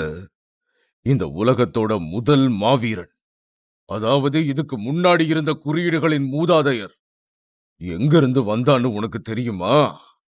நீங்க எல்லாரும் அவனை ரொம்பவே மதிக்கிறீங்கல்ல. அப்போ கண்டிப்பா உனக்கு இந்த விஷயம் தெரிஞ்சிருக்கணுமே, இல்லையா என்று கேட்டான். அவன் அந்த கேள்வியை கேட்டவுடன் ஜெயசமரனை கவனமாக உற்று பார்த்து கொண்டிருந்தான். ஆனால் ஜெயசமரனிடமிருந்து உடனடியாக எந்த பதிலும் வரவில்லை. அதனால் அந்த இடம் முழுவதும் ஒரு கனமான அமைதி பரவியது. பிறகு சில கணங்கள் கழிந்த பின் அந்த அமைதியை உடைத்தபடி அடிமைகளின் தலைவன் மீண்டும் பேசத் தொடங்கி, உங்களோட அந்த மாபெரும் குறியீடுகளின் மூதாதையர் நிஜத்துல இந்த உலகத்தைச் சேர்ந்த மனுஷனே கிடையாது. சொல்லப்போனா நான் எந்த இடத்துல இருந்து வந்தேனோ அதே இடத்துல இருந்து தான் அவனும் வந்தான். அவன் எதுக்காக இந்த அக்னி சரிதாவுக்கு வந்தான்னு உனக்கு தெரியுமா? நான் எந்த காரணத்துக்காக இங்க வந்தேனோ அதே காரணத்துக்காக தான் அவனும் வந்தான். எவ்வளவு ஆச்சரியமா இருக்குல்ல? 2 பேருக்கும் ஒரே விஷயம்தான் வேணும்னு இருந்துச்சு. ஆனா அந்த கிறுக்கன் பாதியிலேயே அவனோட பாதைய மாத்திக்கிட்டான். என்றான். இந்த வார்த்தைகளை கேட்டவுடன் பண்டைய மகாஞானிகளின் முகங்கள் வெளிரின. அதோடு அவர்களின் உடல்கள் மெதுவாக நடுங்கத் தொடங்கின. ஏனெனில் அவர்கள் உண்மையிலேயே அதிர்ச்சி அடைந்திருந்தனர். ஆனால் அதற்கு மாறாக ஜெயசமரன் சற்றும் ஆச்சரியப்படாமல் அமைதியாக அடிமைகளின் தலைவனை பார்த்தான். பின்னர் உறுதியான குரலில், நான் அத்வைத நிலை அடைஞ்சப்பவே உனக்கு என்ன வேணும்னு யூகிச்சிட்டேன். மத்தபடி அந்த குறியீடுகளின் மூதாதையரை பத்தி பேசுறப்போ அவரோட பேரையும் என்னோட பேரையும் ஒன்னா சேர்த்து கூட சொல்லாத. அவர் எங்க உலகத்தை சேர்ந்தவரா இல்லாம இருக்கலாம். அவரோட நோக்கம் எதுவா வேணா இருக்கலாம். ஆனா அந்த மனுஷன் இந்த மனித இனத்தை அழிவிலிருந்து காப்பாத்த தன்னோட உயிரையே தியாகம் செஞ்சிருக்காரு. அந்த 3 மாவீரர்களும் ஒன்னா சேர்ந்து உன்னோட மாமன்னன் விநாசராஜனை தோற்கடிச்சதுனால தான் இந்த உலகமே இன்னும் தப்பிச்சு உயிர் பழைச்சிருக்கு. அதனால நாங்க உயிர் வாழ்றதுல குறியீடுகளின் மூதாதையருக்கு ஒரு மிகப்பெரிய பங்கு இருக்கு என்றான். ஜெயசமரன் பேசிக் கொண்டிருக்கும் போது அவனை சுற்றியிருந்த சலசலப்பு மெதுவாக அடங்கியது. ஏனெனில் அவனது வார்த்தைகள் அங்கிருந்த அனைவரையும் அமைதிப்படுத்தின. அதோடு அங்கே இருந்தவர்கள் அனைவரும் அவன் சொன்னதை ஏற்றுக்கொண்டனர். அதற்கு காரணம், அந்த மூதாதையரின் உண்மையான நோக்கங்கள் எதுவாக இருந்தாலும் அவர் இல்லை என்றால் இந்த உலகம் இந்நேரம் அழிந்திருக்கும் என்பது அனைவருக்கும் தெளிவாக தெரிந்திருந்தது. ஆனால் ஜெயசமரனின் வார்த்தைகளை கேட்ட பின்பும் அடிமைகளின் தலைவன் தொடர்ந்து புன்னகைத்துக் கொண்டிருந்தான். பின்னர் அவன் மெதுவாக தலை குனிந்து ஜெயசமரனை பார்த்து, இப்போ நீ இந்த உலகத்தை காப்பாத்த போற அடுத்த நம்பிக்கையா இருக்கணும்னு நினைக்கிற, அப்படிதானே? அப்படின்னா நான் உன்னை அழிச்சிட்டா 3 மாவீரர்களும் எப்பவுமே ஒன்னா சேர முடியாது. அப்புறம் இந்த பிரபஞ்சத்தை அழிவுல இருந்து யாராலையும் காப்பாத்த முடியாது, இல்லையா? பலத்தை பொறுத்த வரைக்கும் நாம 2 பேரும் சமமானவங்க தான். அதனால உன்னை கொல்றது எனக்கு அவ்வளவு எளிதான விஷயம் கிடையாது. ஆனா இத்தனை வருஷமா சிறைப்பட்டு இருந்ததுல நான் எல்லாத்துக்கும் தயாரா இருக்கேன். பல நூற்றாண்டுகளுக்கு முன்னாடி அந்த குறியீடுகளின் மூதாதையரை அழிக்க என்னோட உயிரை தியாகம் பண்ண நான் தயாரா இல்ல. அத சாதகமா பயன்படுத்திக்கிட்டு தான் அவன் என்ன சிறைபிடிச்சான். ஆனா அதே தப்ப நான் மறுபடியும் பண்ண மாட்டேன். இந்த தடவை வெற்றி எனக்கு தான் என்றான். இதை சொன்னவுடன் அவன் முகத்தில் ஒரு விசித்திரமான மூர்க்கத்தனம் தோன்றியது. அடுத்த கணமே அவனது உடல் பிரம்மாண்டமாக வளரத் தொடங்கியது. அதைத் தொடர்ந்து சில நொடிகளில் அவன் 10,000 கைகள் கொண்ட ஒரு பயங்கரமான அரக்கனாக உருமாறினான். அந்த ஒவ்வொரு கையிலும் தீய ஒளியுடன் பிரகாசிக்கும் கண்கள் இருந்தன. அந்த கண்கள் திறந்தபோது அழிவின் ஒளிவீச்சுகள் எல்லா திசைகளிலும் பரவி திடீரென வெடிப்புகள் நிகழ்ந்தன. அதோடு அவனது கைகளில் இருந்த கண்கள் ஒன்றன் பின் ஒன்றாக வெளியே பறக்கத் தொடங்கின. பின்னர் அந்த எண்ணற்ற தீய கண்கள் அனைத்தும் அடிமைகளின் தலைவனை சுற்றி வட்டமிட்டு சுழன்றன. அப்போது அவற்றின் சிமிட்டல் மட்டும் கூட அனைவரின் முதுகிலும் நடுக்கத்தை ஏற்படுத்தியது. அதன் பின் வானம் முழுவதும் எதிரொலிக்கும் குரலில் அந்த அரக்கன், பண்டைய அரக்க சக்தியே, வெளியே வா என்று கத்தினான். அவன் இதை சொன்ன உடனே அவனை சுற்றி வட்டமிட்டு கொண்டிருந்த எண்ணற்ற கண்கள் ஒன்றிணைந்து ஒரு பிரம்மாண்டமான கருங்கல்லாக மாறின. அந்த மாபெரும் கல்லுக்குள் அளவிட முடியாத அரக்க சக்தி இருந்தது. அதை பார்க்கும்போது உலகத்தின் தொடக்கத்திலிருந்து இன்று வரை இருந்த அனைத்து அரக்க சக்திகளும் அந்த ஒரு கருங்கல்லுக்குள் அடங்கி இருப்பது போல உணரப்பட்டது. அப்போது அந்த கல்லின் உள்ளிருந்து வேதனையான அலறல்கள் எழுந்தன. அதே நேரத்தில் எல்லா திசைகளிலிருந்தும் அரக்கர்கள் தோன்றத் தொடங்கினர். பிறகு அவர்கள் கூட்டமாக முன்னேறினர். இதுதான் இருளின் அடிமைகளின் படை. எண்ணிக்கையில் முன்பு கருங்கோன் சேனையில் இருந்த அரக்கர்களை விட பல மடங்கு அதிகமானது. இந்த காட்சியை கண்ட ஜீவமரண மகாஞானியின் முகம் உடனே மாறியது. அதோடு அவளது கண்களில் பதட்டம் தென்பட்டது. பின்னர் பீதி அடைந்த குரலில், அவங்களோட எண்ணிக்கை முன்னாடியை விட ரொம்பவே அதிகமாயிடுச்சு. இந்த போர் போன தடவை நடந்ததை விட இன்னும் பயங்கரமா இருக்க போகுது என்றாள். இதை கேட்ட பண்டைய மகாஞானிகள் தங்கள் கைகளை இறுக்கிக் கொண்டனர். அதோடு அவர்கள் அனைவரின் முகங்களிலும் கலக்கம் தெளிவாக தெரிந்தது. ஏனெனில் அக்னி சரித மன்னர்களின் சக்தியை விட இருளின் அடிமைகளின் சக்தி மிகவும் அதிகமாக இருந்ததால் இத்தனை அரக்கர்களின் வருகை மனிதர்களுக்கு ஒரு பெரிய சவாலாக அமையப் போகிறது என்பது அனைவருக்கும் புரிந்தது. அவர்கள் ஒரு பயங்கரமான போருக்கு தயாராகி கொண்டிருந்த அந்த நேரத்தில் அடிமைகளின் தலைவன் மெதுவாக தனது கையை நீட்டினான். உடனே அருகில் இருந்த எண்ணற்ற அரக்கர்கள் சத்தமாக அலறினர். அந்த அலறலுடன் அனைத்து அரக்கர்களின் உடல்களும் வெடித்துச் சிதறின. அதைத் தொடர்ந்து அவர்களின் உடல்களிலிருந்து கருப்பு இரத்தம் பாய்ந்து நேராக அந்த பெரிய கருங்கல்லுக்குள் சென்றது. அப்போது அந்த பிரம்மாண்டமான கல் எண்ணற்ற கண்களால் மூடப்பட்டிருந்தது. பிறகு சில கணங்களில் அங்கிருந்த இருளின் அடிமைகள் அனைவரும் முற்றிலும் அழிந்து போனார்கள். அதே நேரத்தில் கருங்கல் முழுவதும் கருப்பு இரத்தத்தால் மூடப்பட்டதால் அது மிகவும் ஆபத்தானதாக தோன்றியது. அது மட்டுமல்லாமல் அதற்குள் உணரப்பட்ட அரக்க சக்தி உலகத்தின் முதுகெலும்பிலேயே நடுக்கத்தை ஏற்படுத்தும் அளவுக்கு இருந்தது. இந்த விசித்திரமான அரக்க சக்தியை உணர்ந்ததும் ஜீவமரண மகாஞானி, ஆரண்யா மற்றும் மற்ற அனைவரின் முகங்களிலும் பயம் தென்பட்டது.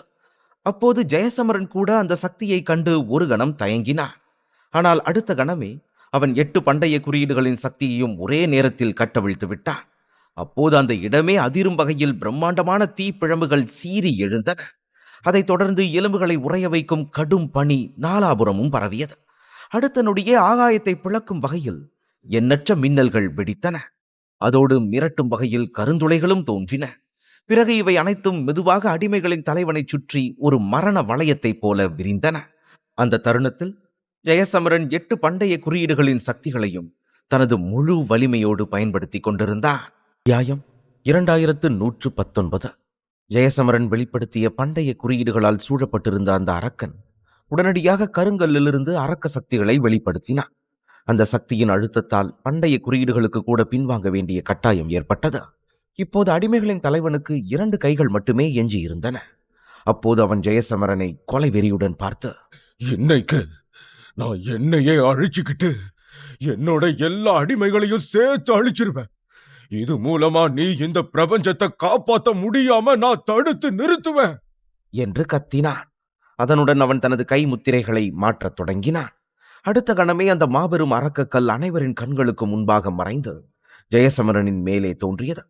பிறகு அதிலிருந்து எண்ணற்ற அரக்க ஒளிகள் வெளிப்படத் தொடங்கின. அவை மெதுவாக பரவி முழு உலகத்தையும் சூழ்ந்து கொண்டன. இதற்கிடையில் அந்த கல்லிலிருந்து ஒரு விசித்திரமான சிவப்பு அரக்க ஒளி வெளிப்பட்டது. அது மர்மமான சக்தியுடன் நேராக ஜெயசமரனை நோக்கி நகரத் தொடங்கியது. அசுர கடலில் இருந்த அனைவரும் இந்த காட்சியை கண்டபோது சுற்றியுள்ள பரிமாணங்களே நொறுங்கிவிட்டது போல உணர்ந்தனர். இந்த தாக்குதலை தாங்குவதற்கு உலகமே தயாராக இல்லை என்பது போல இருந்தது. அந்த நேரத்தில் ஜெயசமரன் தனது கைகளில் 9 வண்ண ஈட்டியை ஏந்தியபடி முன்னோக்கி பாய்ந்தான். அவனுக்கு பின்னால் 8 பண்டைய குறியீடுகள் பிரகாசித்தன. அப்போது அவற்றின் சக்தியை முழுமையாக பயன்படுத்தி ஜெயசமரன் அந்த அரக்க கல்லை மிகுந்த பலத்துடன் தாக்கினான். ஆனால் ஜெயசமரனின் தாக்குதல் அந்த பெரிய அரக்க கல்லின் மீது மோதிய உடனே 9 வண்ண ஈட்டி ஒரு சத்தத்துடன் நொடிப்பொழுதில் 9 புதையல்களாக சிதறியது. அதே சமயம் பண்டைய குறியீடுகள் அனைத்தும் கடுமையாக தாக்கப்பட்டதால் அவற்றில் விரிசல்கள் தோன்றின. அந்த நேரத்தில் திவான் ஜெயசமரனிடம் கலக்கமான குரலில், சமரா, கவனமாறு. அந்த அடிமைகளின் தலைவன் அந்த சிவப்பு ஊழிய வச்சு உன்னை சிறைபிடிக்க பார்க்கறான். ஒரு வாட்டி நீ அதுல சிக்கிக்கிட்டா அப்புறம் உன்னை யாரால விடுவிக்க முடியும்னு யாருக்குமே தெரியாது என்றான். இதை சொல்லும் போது திவானின் முகத்தில் விசித்திரமான பயம் தெரிந்தது. அதோடு அசுர கடலில் இருந்த ஒவ்வொருவரும் அதே போன்ற அச்சத்தை உணர்ந்தனர். ஏனெனில் ஜெயசமரனை தவறுதலாக கூட பிடித்து விட்டால் இந்த முழு உலகிலும் அடிமைகளின் தலைவனை தடுக்க யாராலும் முடியாது என்பது அனைவருக்கும் தெளிவாக தெரிந்தது. இதற்கிடையில் பண்டைய மகாஞானிகள் தங்கள் கைகளை இறுக்கிக் கொண்டனர். இந்த முறை அரக்க தாக்குதல் அவர்கள் எதிர்பார்த்ததை விட மிகவும் ஆபத்தானது என்பது தெளிவாக தெரிந்தது. பிறகு எண்ணற்ற கண்களுக்கு முன்பாக சிவப்பு ஒளி மெதுவாக ஜெயசமரனை நெருங்கி அவனை பிடிக்க முயன்றது. அந்த தீய ஒளியின் தாக்கத்தால் தன் உடலில் இருந்த சக்திகள் அனைத்தும் மெதுவாக மறைந்து போவதை ஜெயசமரன் உணர்ந்தான். அவன் அத்வைத நிலையை அடைந்திருந்த போதும் அந்த ஒளியை எதிர்த்து அவனால் எதுவும் செய்ய முடியவில்லை. இதுவே அவனுக்கு இருந்த மிகப்பெரிய ஆபத்தாக மாறியது. அதே நேரத்தில் இத்தகைய விரைவான தாக்குதலை உருவாக்குவதற்காக அடிமைகளின் தலைவன் தனது அரக்க சக்திகளில் பாதிக்கும் மேலானவற்றையும் தனது அடிமைப்படை முழுவதையும் தியாகம் செய்திருந்தான். ஏனெனில் ஜெயசமரனை பிடித்துவிட்டால் இந்த முழு உலகிலும் அடிமைகளின் தலைவனை தடுக்க யாரும் மிஞ்சி இருக்க மாட்டார்கள் என்பது அனைவருக்கும் தெரிந்திருந்தது. இந்த நிலையை உணர்ந்த ஜீவமரண மகாஞானியும் மற்ற பண்டைய மகாஞானிகளும் பீதி அடைந்தனர். பின்னர் அவர்கள் பதட்டமான குரலில், சமர அவனோட உயிரையே தியாகம் பண்ணி அவனோட அடுத்த தாக்குதல்ல எல்லா பலத்தையும் ஒன்னா திரட்டி பயன்படுத்தாத வரைக்கும் இந்த அரக்கத்தனமான தாக்குதலை தடுத்து நிறுத்துறது அவனால முடியாத காரியம் என்றாள். அப்போது வானத்தில் நின்று கொண்டிருந்த ஜெயசமரன் தன்னை மூழ்கடிக்க முயன்ற அந்த சிவப்பு ஒளியை அமைதியாக கவனித்துக் கொண்டிருந்தான். அந்த ஒளி வேகமாக நெருங்கிக் கொண்டிருந்தாலும் அடுத்த கணமே அவன் தனது கண்களை மெதுவாக மூடிக்கொண்டான். அதே நேரத்தில் அக்னி சரிதாவை அழிவிலிருந்து காப்பாற்ற வேண்டுமானால் அடிமைகளின் தலைவனை வெல்வது மட்டும் போதாது, இந்த முறை அவனை நிரந்தரமாக அழிக்க வேண்டிய அவசியம் இருந்தது என்பதை அவன் தெளிவாக உணர்ந்திருந்தான். ஆனால் இவ்வளவு கடினமான காரியத்தை எப்படி சாதிக்க முடியும் என்ற கேள்வி அவனை ஆழ்ந்த சிந்தனையில் மூழ்கடித்தது. அதைத் தொடர்ந்து சில நொடிகள் அமைதியாக யோசித்த பிறகு, இப்போதைக்கு அந்த உச்ச சக்திகளை வச்சு மட்டும்தான் முயற்சி பண்ண முடியும்னு எனக்கு தோணுது. ஆனா அவ்வளவு சீக்கிரமா அந்த உச்ச சக்திகளை எப்படி கையாள முடியும் என்று மெதுவாக கேட்டான். அப்போது தூரத்தில் நின்று கொண்டிருந்த ஆரண்யாவுக்கு ஜெயசமரன் ஆழ்ந்த சிந்தனையில் மூழ்கியிருப்பது தெளிவாக புரிந்தது. அந்த தருணத்தில் அவன் தனது சக்திகளை பயன்படுத்த முயற்சிக்கிறான் என்பதை அவள் உணர்ந்தாள். உடனே அவள் தனது கை முத்திரையை மாற்றி தன்னை சுற்றி இருந்த அனைவரையும் பார்த்து, எல்லாரும் தயவு செஞ்சு என்ன பாதுகாத்துக்கோங்க, இந்த தீமையை அழிக்க நான் சமரனுக்கு உதவி பண்றேன் என்றாள். அதன் பிறகு அவளும் தனது கண்களை மூடிக்கொண்டாள். உடனே அனைத்து பண்டைய மகாஞானிகளும் அவளை சுற்றி நின்று பாதுகாப்பு வளையத்தை உருவாக்கினர். இதற்கிடையில் ஜெயசமரனும் ஆரண்யாவும் ஆழ்ந்த சிந்தனையில் மூழ்கினர். அந்த நேரத்தில் தன் அருகில் ஆரண்யா இருப்பதை ஜெயசமரன் உணர்ந்தான். அப்போது ஆரண்யா அமைதியான குரலில், சமரா, நான் உன்னை அந்த உச்ச சக்திகள் உருவான இடத்துக்கு கூட்டிட்டு போறேன் என்றாள். அடுத்த கணமே அவளை சுற்றிலும் பண்டைய ஒளிகள் கொந்தளிக்க தொடங்கின. பிறகு அந்த இடத்தில் உச்ச சக்திகளின் ஆதிக்கம் நிலவியது. அப்போது சுற்றிலும் பார்த்த ஜெயசமரன் அங்கிருந்த சக்திகள் நிறமற்றவை, உருவமற்றவை, வடிவமற்றவை என்பதை கவனித்தான். அந்த விசித்திரமான சக்திகளை பற்றி ஒரு கணம் சிந்தித்த பிறகு, இந்த உலகத்துல இது மாதிரி வேற எந்த சக்தியுமே கிடையாது, இதுதான் ரொம்ப தூய்மையான உச்ச சக்திகள். ஆனா பாக்குறதுக்கு இது ஒண்ணுமே இல்லாத மாதிரி தோணுது. காலங்காலமா மறைஞ்சிருக்கிற இந்த சக்திகள் தான் ஒருவேளை இந்த உலகத்தோட அஸ்திவாரமாவே இருக்கலாம். அப்போ இந்த உச்ச சக்திகளை கட்டுப்படுத்துறதுங்கிறது இந்த உலகத்தோட ஆன்மாவையே நம்ம கட்டுப்பாட்டுக்குள்ள கொண்டு வர்றதுன்னு அர்த்தமா என்று கேட்டான். அந்த சக்திகளில் தேர்ச்சி பெற்றால் தான் அத்வைத நிலையையே மிஞ்சி விடுவோம் என்பதை அவன் புரிந்து கொண்டான். எந்த வீரனும் அத்வைத நிலையை மிஞ்சியதில்லை. அதனால் ஜெயசமரன் முந்தைய மாவீரர்களை விட சக்தி வாய்ந்தவனாக மாறும் வாய்ப்பு இருந்தது. ஆனால் ஏதோ ஒன்றை உணர்ந்த ஜெயசமரன், குறியீடுகளின் மூதாதையர் இந்த உலகத்தைச் சேர்ந்தவர் கிடையாது, அதனாலதான் அவரால் இந்த ஆன்மாவை கட்டுப்படுத்த முடியலையோ. ஆனா நான் இதை எப்படிதான் கட்டுப்படுத்துறது? எந்த ஒரு பிரச்சனையும் உண்மைக்கு முன்னாடி பெருசு கிடையாது சமரா. இந்த தடவை வேற எதையும் பண்ணாத, உண்மையை மட்டும் சொல்ல முயற்சி பண்ண, அது போதும் என்று சொல்லிக் கொண்டான். சிறிது நேரம் சிந்தித்தும் பதில் கிடைக்காத போது ஜெயசமரன் தனது கைகளை விரித்தான். பிறகு அங்கு குவிந்திருந்த புனிதமான உச்ச சக்திகளை நோக்கி அவன் நம்பிக்கையுடன், என் கூட வாங்க உச்ச சக்திகளே, நான் பிறந்தது இந்த உலகத்துல தான், வளர்ந்ததும் இங்கதான், இன்னையிலிருந்து இந்த உலகத்தோட காவலன் நான் தான். ஆனா அப்படி இருக்கணும்னா எனக்கு நீங்க வேணும். இந்த உலகத்தை உருவாக்குனதே நீங்க தான். அதே உலகத்தை அழிவிலிருந்து காப்பாத்த எனக்கு இப்போ உங்களோட உதவி வேணும். தயவு செஞ்சு என் கூட வாங்க, இந்த உலகத்தை பாதுகாப்போம், பாதுகாப்போம் என்று அழைத்தான். அப்போது ஜெயசமரனின் குரல் அந்த பரிமாணம் முழுவதும் எதிரொலித்தது. பிறகு அவன் பார்வை அந்த இடத்தின் ஆழமான பகுதிக்குள் விழுந்தது. தனது உண்மையின் மீது உறுதியாக இருந்த அவன் அசையாமல் நின்றான். ஒரு கணம் கழித்து ஆரண்யா உதவியற்ற பெருமூச்சு விட்டாள். ஆனால் அப்போது மிக ஆழமான பகுதியிலிருந்து ஒரு பிரகாசமான ஒளி மெதுவாக வெளிப்படத் தொடங்கியது. அதோடு அந்த ஒளி ஜெயசமரனை நோக்கி வந்து அவன் கைகளில் குவிந்தது.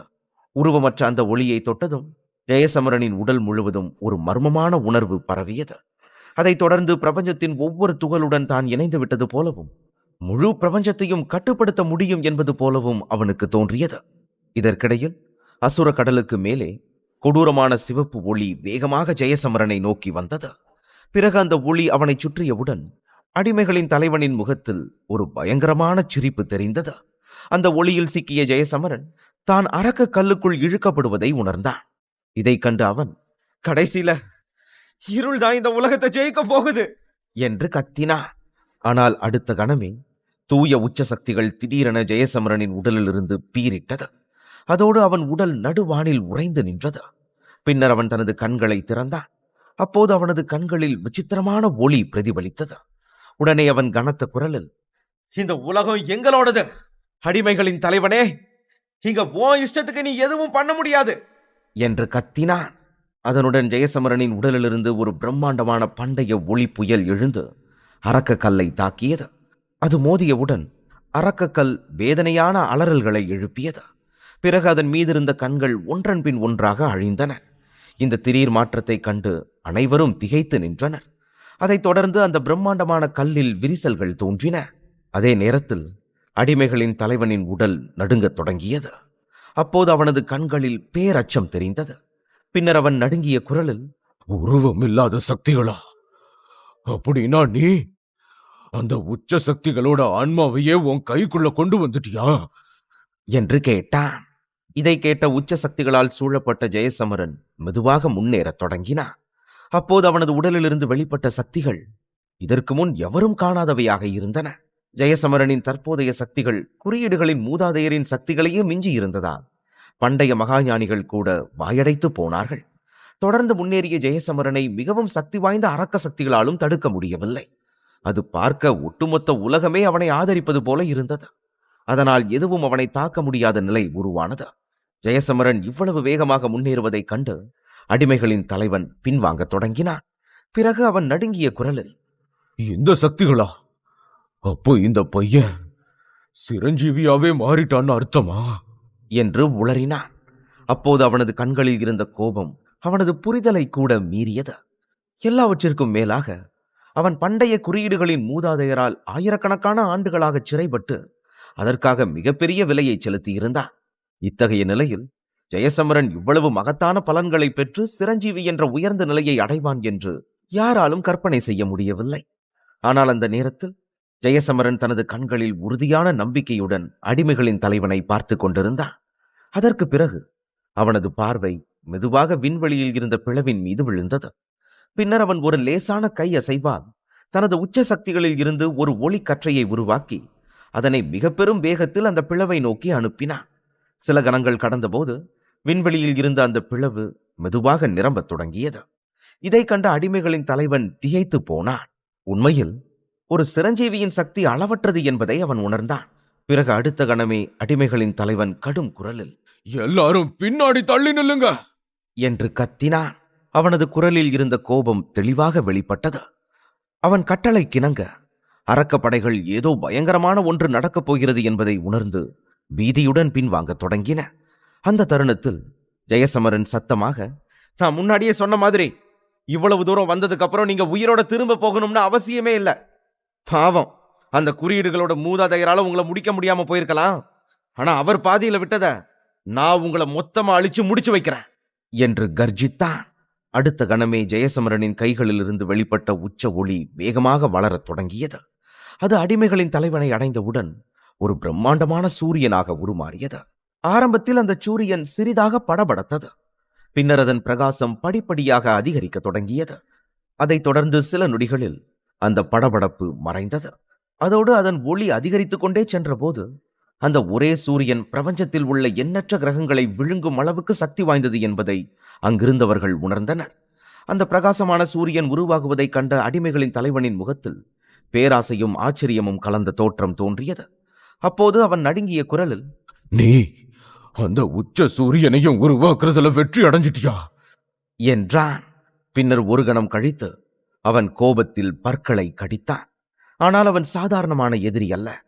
ஜெயசமரன் சிரஞ்சீவி நிலைக்கு மாறிவிட்டதால் இனி அவனை மிஞ்ச முடியாது என்பதை அவன் உடனே உணர்ந்தான். அந்த எண்ணத்துடன் அடிமைகளின் தலைவன் திடீரென மறைந்து விண்வெளியை நோக்கி ஓடத் தொடங்கினான். அவன் ஓடிக்கொண்டிருந்த போது, எங்க தலைவர் விநாசராஜன் உயிரோட இருக்கிற வரைக்கும் யாராலையும் என்ன தொடக்கூட முடியாது என்று கத்தினான். பிறகு அவனும் அவனது எண்ணற்ற அரக்கர்களும் விண்வெளியில் மிதக்கத் தொடங்கினர். ஆனால் அக்னிசரிதாவிலிருந்து வெளியே வந்தபோது அவர்களுக்கு முன்னால் ஒரு இளைஞன் நின்றிருந்தான். அப்போது அந்த இளைஞன் அமைதியாக தனது விரல்களை சொடுக்கினான். உடனே அனைத்து அரக்கர்களுக்கு முன்னால் ஒரு ஒளி கீற்று தோன்றியது. அடுத்த கணமே அவர்கள் தாங்கள் சுழலத் தொடங்கியதை உணர்ந்தனர். அதைத் தொடர்ந்து சில நொடிகளில் அடிமைகளின் தலைவன் ஏதோ ஒன்றை உணர்ந்து ஆச்சரியமாக, இந்த பையன் என்ன அந்த உச்ச சூரியனுக்குள்ளேயே சிறை பிடிச்சிட்டானா? அதுவும் இவ்வளவு சுலபமா என்று கேட்டான். ஜெயசமரன் தன்னை இவ்வளவு எளிதாக பிடித்து விட்டான் என்பதை அவனால் நம்ப முடியவில்லை.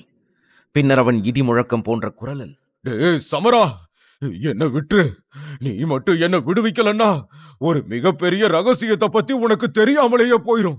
அந்த ரகசியம் உன் உலகத்துக்கு வரப்போற ஆபத்தை மட்டும் இல்ல, இந்த மொத்த பிரபஞ்சத்தையுமே காப்பாத்தும் என்று கத்தினான். அத்தியாயம் 2120.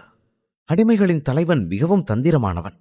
தன் உயிருக்கு ஆபத்து இருப்பதை உணர்ந்தவுடன் அவன் பதட்டத்தில் சதித்திட்டம் தீட்டத் தொடங்கினான். ஆனால் ஜெயசமரன் சில நொடிகள் அமைதியாக நின்று அவனை இரக்கமின்றி முறைத்து பார்த்தான். பின்னர் அவன் கனத்த குரலில், உன்னை முடிக்கிறதுக்காக என் வாழ்க்கையில ரொம்ப முக்கியமான ஒருத்தரை நான் இழந்துட்டேன். அப்படி இருக்கும்போது உன்னை எப்படி இவ்வளவு லேசா போக விடுவேன் என் நெஞ்சில எரியற நெருப்பு ஆறணும்ல. அப்புறம் அந்த ரகசியம், இந்த பிரபஞ்சத்துக்கு வரப்போற ஆபத்தை பத்தி உன் வாயாலேயே நான் சொல்ல வைக்கிறேன். பாக்குறியா? உச்ச சக்திகளே, உங்களோட வித்தைய காட்டுற நேரம் வந்துருச்சு என்று கத்தினார். அந்த இடி போன்ற குரல் பரவியவுடன் உச்ச சூரியனின் பிரகாசம் பன்மடங்கு அதிகரித்தது. அதே நேரத்தில் அதன் உள்ளே எண்ணற்ற அரக்கர்களின் வேதனை கூச்சல்கள் கேட்டது. அடுத்த கணமே அவர்கள் அனைவரும் துடை தெரியப்பட்டனர். இறுதியாக அடிமைகளின் தலைவன் மட்டும் எஞ்சியிருந்தான். அவனும் வலியால் தொடர்ந்து அலறினான். அவனது உடல் மெதுவாக சுருங்கத் தொடங்கியது.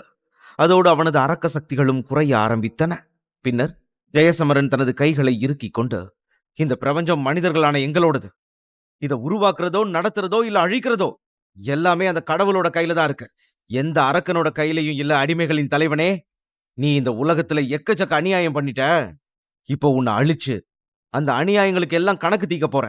நீ செத்ததுக்கு அப்புறம் அடுத்து உங்க தலைவன் அந்த விநாசராஜனை தான் அழிக்க போற என்றா. அந்த நேரத்தில் வேதனையான அலறல்கள் மீண்டும் ஒலித்தன. பிறகு அடிமைகளின் தலைவனின் உடல் மேலும் சுருங்கியது. அதே நேரத்தில் இனி அந்த அரக்கனால் ஜெயசமரனை துன்புறுத்த முடியாது என்ற ஒரு விஷயம் தெளிவானது. அதைத் தொடர்ந்து ஆயிரக்கணக்கான ஆண்டுகளாக அக்னி சரிதாவின் மீது குவிந்திருந்த அந்த அச்சுறுத்தல் இறுதியாக முடிவை நோக்கி நகர்ந்தது. அங்கிருந்த அனைவரும் இந்த காட்சியை பார்த்தபோது அவர்களின் கண்களில் அளவற்ற மகிழ்ச்சி தெரிந்தது. ஏனெனில் அவர்களுக்கு மரண பயத்தை காட்டிய அந்த அரக்கன் அவர்கள் கண்முன்னே மறைந்து கொண்டிருந்தான். இந்த உண்மையை உணர்ந்த ஜீவ மரண மகாஞானியும் பிற பண்டைய மகாஞானிகளும் நிம்மதியுடன் ஒருவரை ஒருவர் பார்த்தனர். பின்னர் அவர்கள் அனைவரும் ஒன்றாக, இந்த உலகத்தோட 2வது மாவீரன் எப்படி இந்த உலகத்தை காப்பாத்தினார்னு நாங்க சாகிற வரைக்கும் மறக்க மாட்டோம் என்றும் முழங்கினார்கள். அவர்கள் இதை சொன்ன அடுத்த நொடியில் வானம் முழுவதும் பொன்னிற ஒளியால் நிரம்பியது. அதே நேரத்தில் உச்ச சூரியன் கணிசமாக சுருங்கத் தொடங்கியது. இருந்தாலும் அடிமைகளின் தலைவன் உண்மையிலேயே அழிக்கப்பட்டானா என்பதை உறுதிப்படுத்திக் கொள்ளும் ஆவலில் அங்கிருந்த அனைவரின் பார்வையும் அந்த சூரியன் மீது நிலைத்திருந்தது. ஒரு கணம் உலகமே மூச்சை பிடித்துக் கொண்டது போல சுற்றிலும் ஆழ்ந்த அமைதி நிலவியது. அந்த அமைதிக்குள் ஜெயசமரன் தனது இடத்தில் நின்றபடியே சுருங்கிக் கொண்டிருந்த உச்சி சூரியனை வெறித்து பார்த்து கொண்டிருந்தான். அப்போது சுற்றிலும் பரவியிருந்த பேரழிவின் காட்சிகள் அவர்கள் இருவருக்கும் இடையிலான போர் எவ்வளவு அபாயகரமானதாக இருந்தது என்பதை அமைதியாக நினைவூட்டின. அங்கிருந்த பலர் நிம்மதி அடைந்திருந்தாலும் ஜெயசமரனின் முகத்தில் இன்னும் சற்று கவலை தென்பட்டது. பிறகு மெதுவாக உச்சி சூரியனுக்குள் ஒரு சிறிய ஒளி இன்னும் பிரகாசித்துக் கொண்டிருப்பதை அவன் கவனிக்க தொடங்கினான். ஆரம்பத்தில் அது மிகவும் சிறியதாக இருந்தது. ஆனால் சில கணங்களில் அந்த ஒளி கணிசமாக பெரிதாக வளர்ந்தது. இதை கண்ட ஜெயசமரன் உடனே தனது கைகளில் சக்தியை திரட்ட தொடங்கினான். பின்னர் கலக்கமான குரலில், அந்த அடிமைகளோட தலைவன் இன்னும் உயிரோட இருக்கானா? இது எப்படி சாத்தியம் என்று தனக்குத்தானே முணுமுணுத்தான். அதற்குள் சமரனும் வந்து ஜெயசமரனுக்கு அருகில் நின்றான். அவனும் சூரியனுக்குள் பிரகாசித்துக் கொண்டிருந்த அந்த சக்தியை அமைதியாக கவனித்துக் கொண்டிருந்தான். பிறகு சில நொடிகள் கழித்து ஏதோ ஒன்றை உணர்ந்த சமரன் ஜெயசமரனை பார்த்து, ஜெய், இந்த தீய சக்தி இன்னும் உயிரோட தான் இருக்கு என்றான். அந்த வார்த்தைகள் இருவரையும் மேலும் பதட்டப்படுத்தின. உடனே அவர்கள் ஒருவரை ஒருவர் பார்த்து கொண்டனர். அப்போது அவர்கள் இருவரின் முகங்களிலும் விசித்திரமான குழப்பம் தெரிந்தது. பிறகு எதுவும் பேசாமல் அங்கிருந்த மக்களை திரும்பி பார்த்தனர். சில நொடிகளுக்கு முன் இருந்த மகிழ்ச்சி இப்போது அவர்களின் முகங்களில் மறைந்து அந்த இடத்தில் பயம் மெதுவாக பரவி இருந்தது. இதற்கிடையில் உச்சிச்சூரியனிலிருந்து ஒரு பயங்கரமான ஒளி வெளிப்படத் தொடங்கியது. அதோடு அந்த ஒளி மெதுவாக வானம் முழுவதும் பரவி சில நொடிகளில் ஒரு மாபெரும் கண்ணாடி போல உருவமடைந்தது. அந்த கண்ணாடியில் விண்வெளியின் ஒவ்வொரு மூலையையும் காண முடிந்தது. இந்த விசித்திரமான காட்சி பலரையும் திகைக்க வைத்தது. அக்னி சரித்தர்கள் அமைதியாக நின்றபடியே தங்கள் கண்களில் பீதியுடன் அந்த காட்சியை கவனித்துக் கொண்டிருந்தனர். பிறகு சில கணங்கள் கழித்து அந்த பெரிய கண்ணாடிக்குள் தீப்பிழம்புகளால் சூழப்பட்ட ஒரு கிரகம் தோன்றியது. அந்த கிரகத்திலிருந்து அடர்ந்த புகை தொடர்ந்து எழுந்து கொண்டிருந்தது. மேலும் கவனமாக பார்த்தபோது அந்த கிரகத்தின் உள்ளே வீரர்கள் சண்டையிட்டு மடிந்து கொண்டிருந்த குழப்பமான காட்சிகள் தென்பட்டன. இதை கண்ட ஜெயசமரன் கலக்கமான குரலில், என்னது இது? அங்க என்ன நடந்துட்டு இருக்கண்ணா என்று கேட்டான். இதை கேட்ட சமரனும் மிகவும் பதட்டம் அடைந்தான். ஒரு கணம் யோசித்த பிறகு அவன் மெதுவாக, ஒருவேளை இது ஒரு தகவலா இருக்கலாம் ஜெய், இல்ல ஒரு மிரட்டலா இருக்கலாம், இல்லனா மனிதர்களை அவமானப்படுத்துறதுக்கான ஒரு வழியா கூட இருக்கலாம் என்றான். இதற்கிடையில் கூட்டம் பரபரப்படைந்தது. தாய்மார்கள் தங்கள் குழந்தைகளை இறுக்கமாக அணைத்துக் கொண்டனர். அந்த பெரிய கண்ணாடிக்குள் பேரழிவு தொடர்ந்த போது ஜெயசமரன் தனது முஷ்டியை இறுக்கிக் கொண்டு, அண்ணா, இந்த கண்ணாடி அந்த அடிமைகளின் தலைவனோட ஆன்மாவா என்று கேட்டான். ஆனால் சமரன் பதிலளிப்பதற்குள் திடீரென அந்த கண்ணாடியிலிருந்து ஒரு பயங்கரமான அரக்கச் சிரிப்பு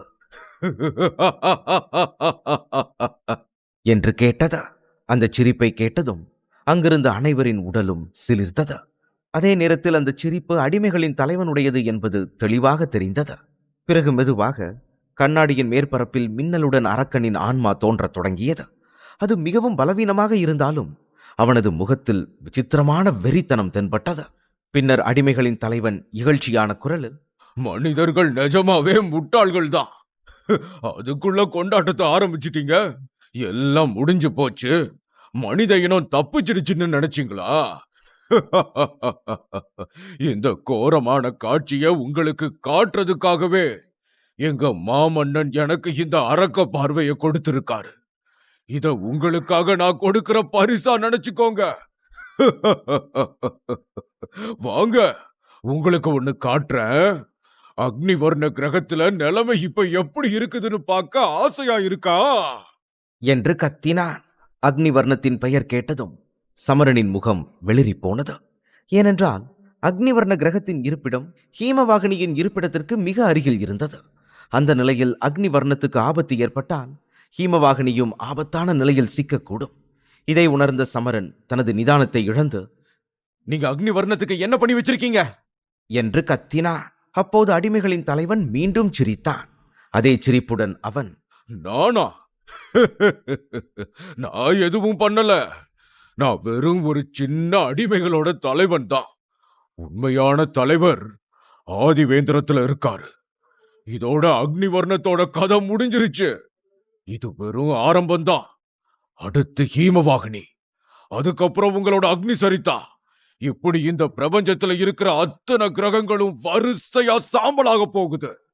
உங்க எல்லாத்துக்கும் ஒரே முடிவுதான். உங்க யாராலையும் அதை தடுக்க முடியாது. நம்பலையா? நீ நம்பலையா? இந்த போர்ல நீங்க ஜெயிச்சிட்டதா மனிதர்கள் நினைக்கிறீங்களா?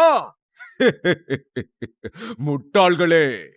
நான் சிறையில இருந்து விடுதலையானதுக்கு அப்புறமும் இங்க வர்றதுக்கு ஏன் 1 மாசம் ஆச்சுன்னு தெரியுமா?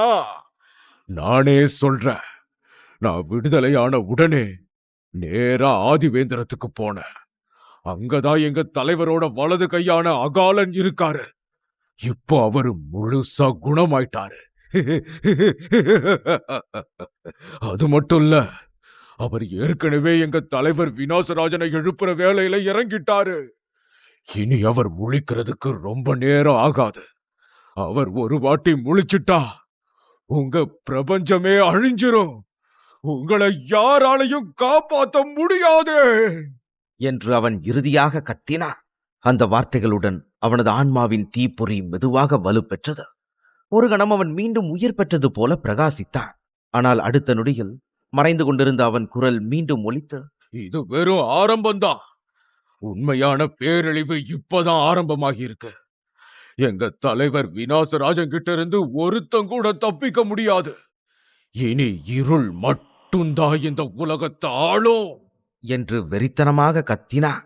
அதற்கு பிறகு திடீரென ஒரு பெரும் சத்தம் எழுந்தது. அடுத்த கணம் ஒரு சக்தி வாய்ந்த வெடிப்புடன் அவனது ஆன்மா முற்றிலும் அழிக்கப்பட்டது. அந்த வெடிப்பிலிருந்து வெளிப்பட்ட சக்தி அலைகள் வானம் முழுவதும் பரவி சுற்றியிருந்த அனைவரையும் பின்னோக்கி தள்ளின. அந்த அலைகள் மிகவும் சக்தி வாய்ந்ததாக இருந்ததால் பலர் நிலை தடுமாறி கீழே விழுந்தனர். பிறகு சில நொடிகள் கழித்து தங்களை சுதாரித்துக் கொண்ட அனைவரும் மீண்டும் வானத்தை நோக்கி பார்த்தனர். அப்போது தீய தரிசனத்தின் கண்ணாடி இன்னும் மறையாமல் இருப்பதை அவர்கள் கவனித்தனர். உண்மையில் எரிந்து கொண்டிருந்த அந்த கிரகம் இப்போது மேலும் தெளிவாக தெரிந்தது. அதோடு அந்த உலகம் முழுவதும் பேரழிவு சூழ்ந்திருந்தது. அக்னிவர்ணத்தின் வீரர்கள் அரக்கர்களுடன் கடுமையாக போரிட்டுக் கொண்டிருந்தனர். அதனால் கட்டிடங்கள் இடிந்து விழுந்து இடிபாடுகளாகி இருந்தன. அதைத் தொடர்ந்து அந்த இடம் எங்கும் சடலங்கள் சிதறி கிடந்தன.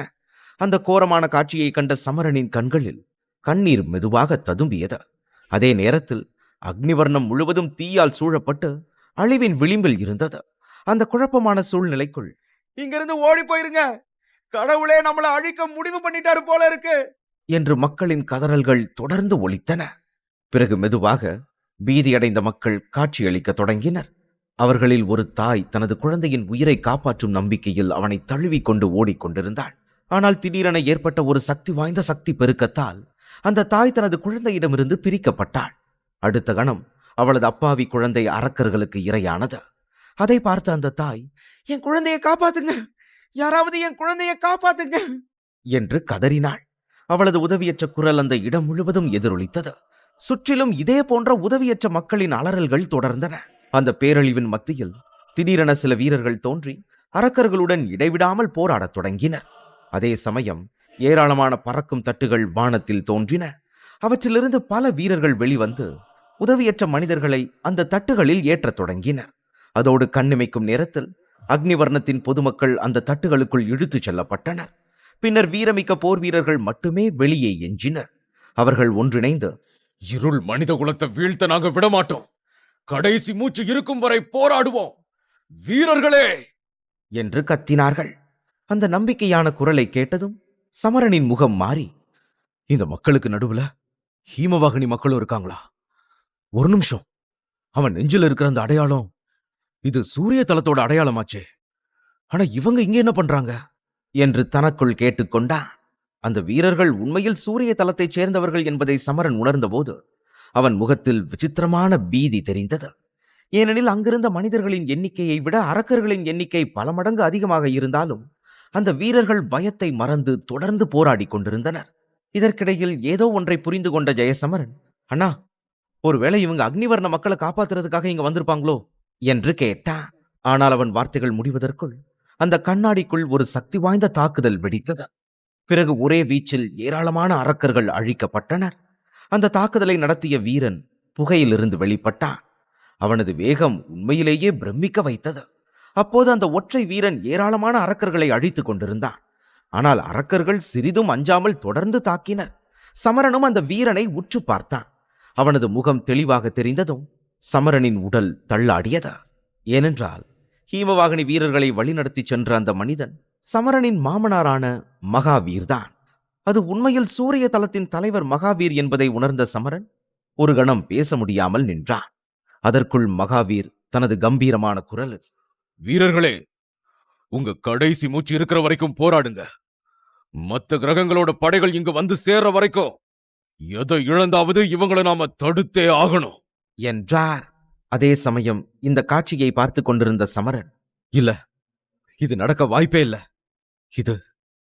இது கண்டிப்பா அந்த அடிமைகளின் தலைவன் செய்யற ஏதோ ஒரு தந்திரமா தான் இருக்கணும் என்று அதிர்ச்சியோடு சொன்னான். சமரனின் இத்தகைய உணர்ச்சி வெளிப்பாட்டை ஜெயசமரன் முதல் முறையாக பார்த்தான். ஜெயசமரன் அடிமைகளின் தலைவனுடன் போராடி கொண்டிருந்த போது மேகராணியின் தந்தை இவ்வளவு கடினமான சூழ்நிலையை எதிர்கொண்டிருந்தார் என்பது சமரனுக்கு தெரியவில்லை. இதற்கிடையில் சமரன் தொடர்ந்து மகாவீரை கவனித்துக் கொண்டிருந்தான். அங்கே போர் மிகவும் ஆபத்தானதாக இருந்தது. இருந்தாலும் மகாவீர் உறுதியுடன் நின்று போராடினார். ஆனால் நீண்ட நேரம் போரிட்டதால் அவரது தாக்குதல்களில் சோர்வு தெளிவாக தெரிந்தது. அது மட்டுமல்லாமல் அவரது உடலில் பல காயங்களும் இருந்தன. அப்போது மகாவீரின் தளபதி அவசரமாக வந்து, தலைவரே, நம்ம வீரர்கள் நிறைய பேர் கொல்லப்பட்டுட்டாங்க. அக்னிவர்ணா இதோட முடிய போகுது. நாம இங்கிருந்து எவ்வளவு சீக்கிரம் முடியுமோ அவ்வளவு சீக்கிரம் கிளம்பணும். இந்த கிரகத்தை இனி நம்மால காப்பாற்ற முடியாது என்று பதட்டத்துடன் சொன்னார். இந்த எபிசோட் உங்களுக்கு பிடிச்சிருந்தா அந்த வீடியோக்கு ஒரு லைக் பட்டன் கொடுங்க. அண்ட் இந்த மாதிரி தொடர்ந்து வீடியோஸ்க்கு நம்ம சேனலை சப்ஸ்கிரைப் பண்ணிக்கோங்க. தேங்க்யூ.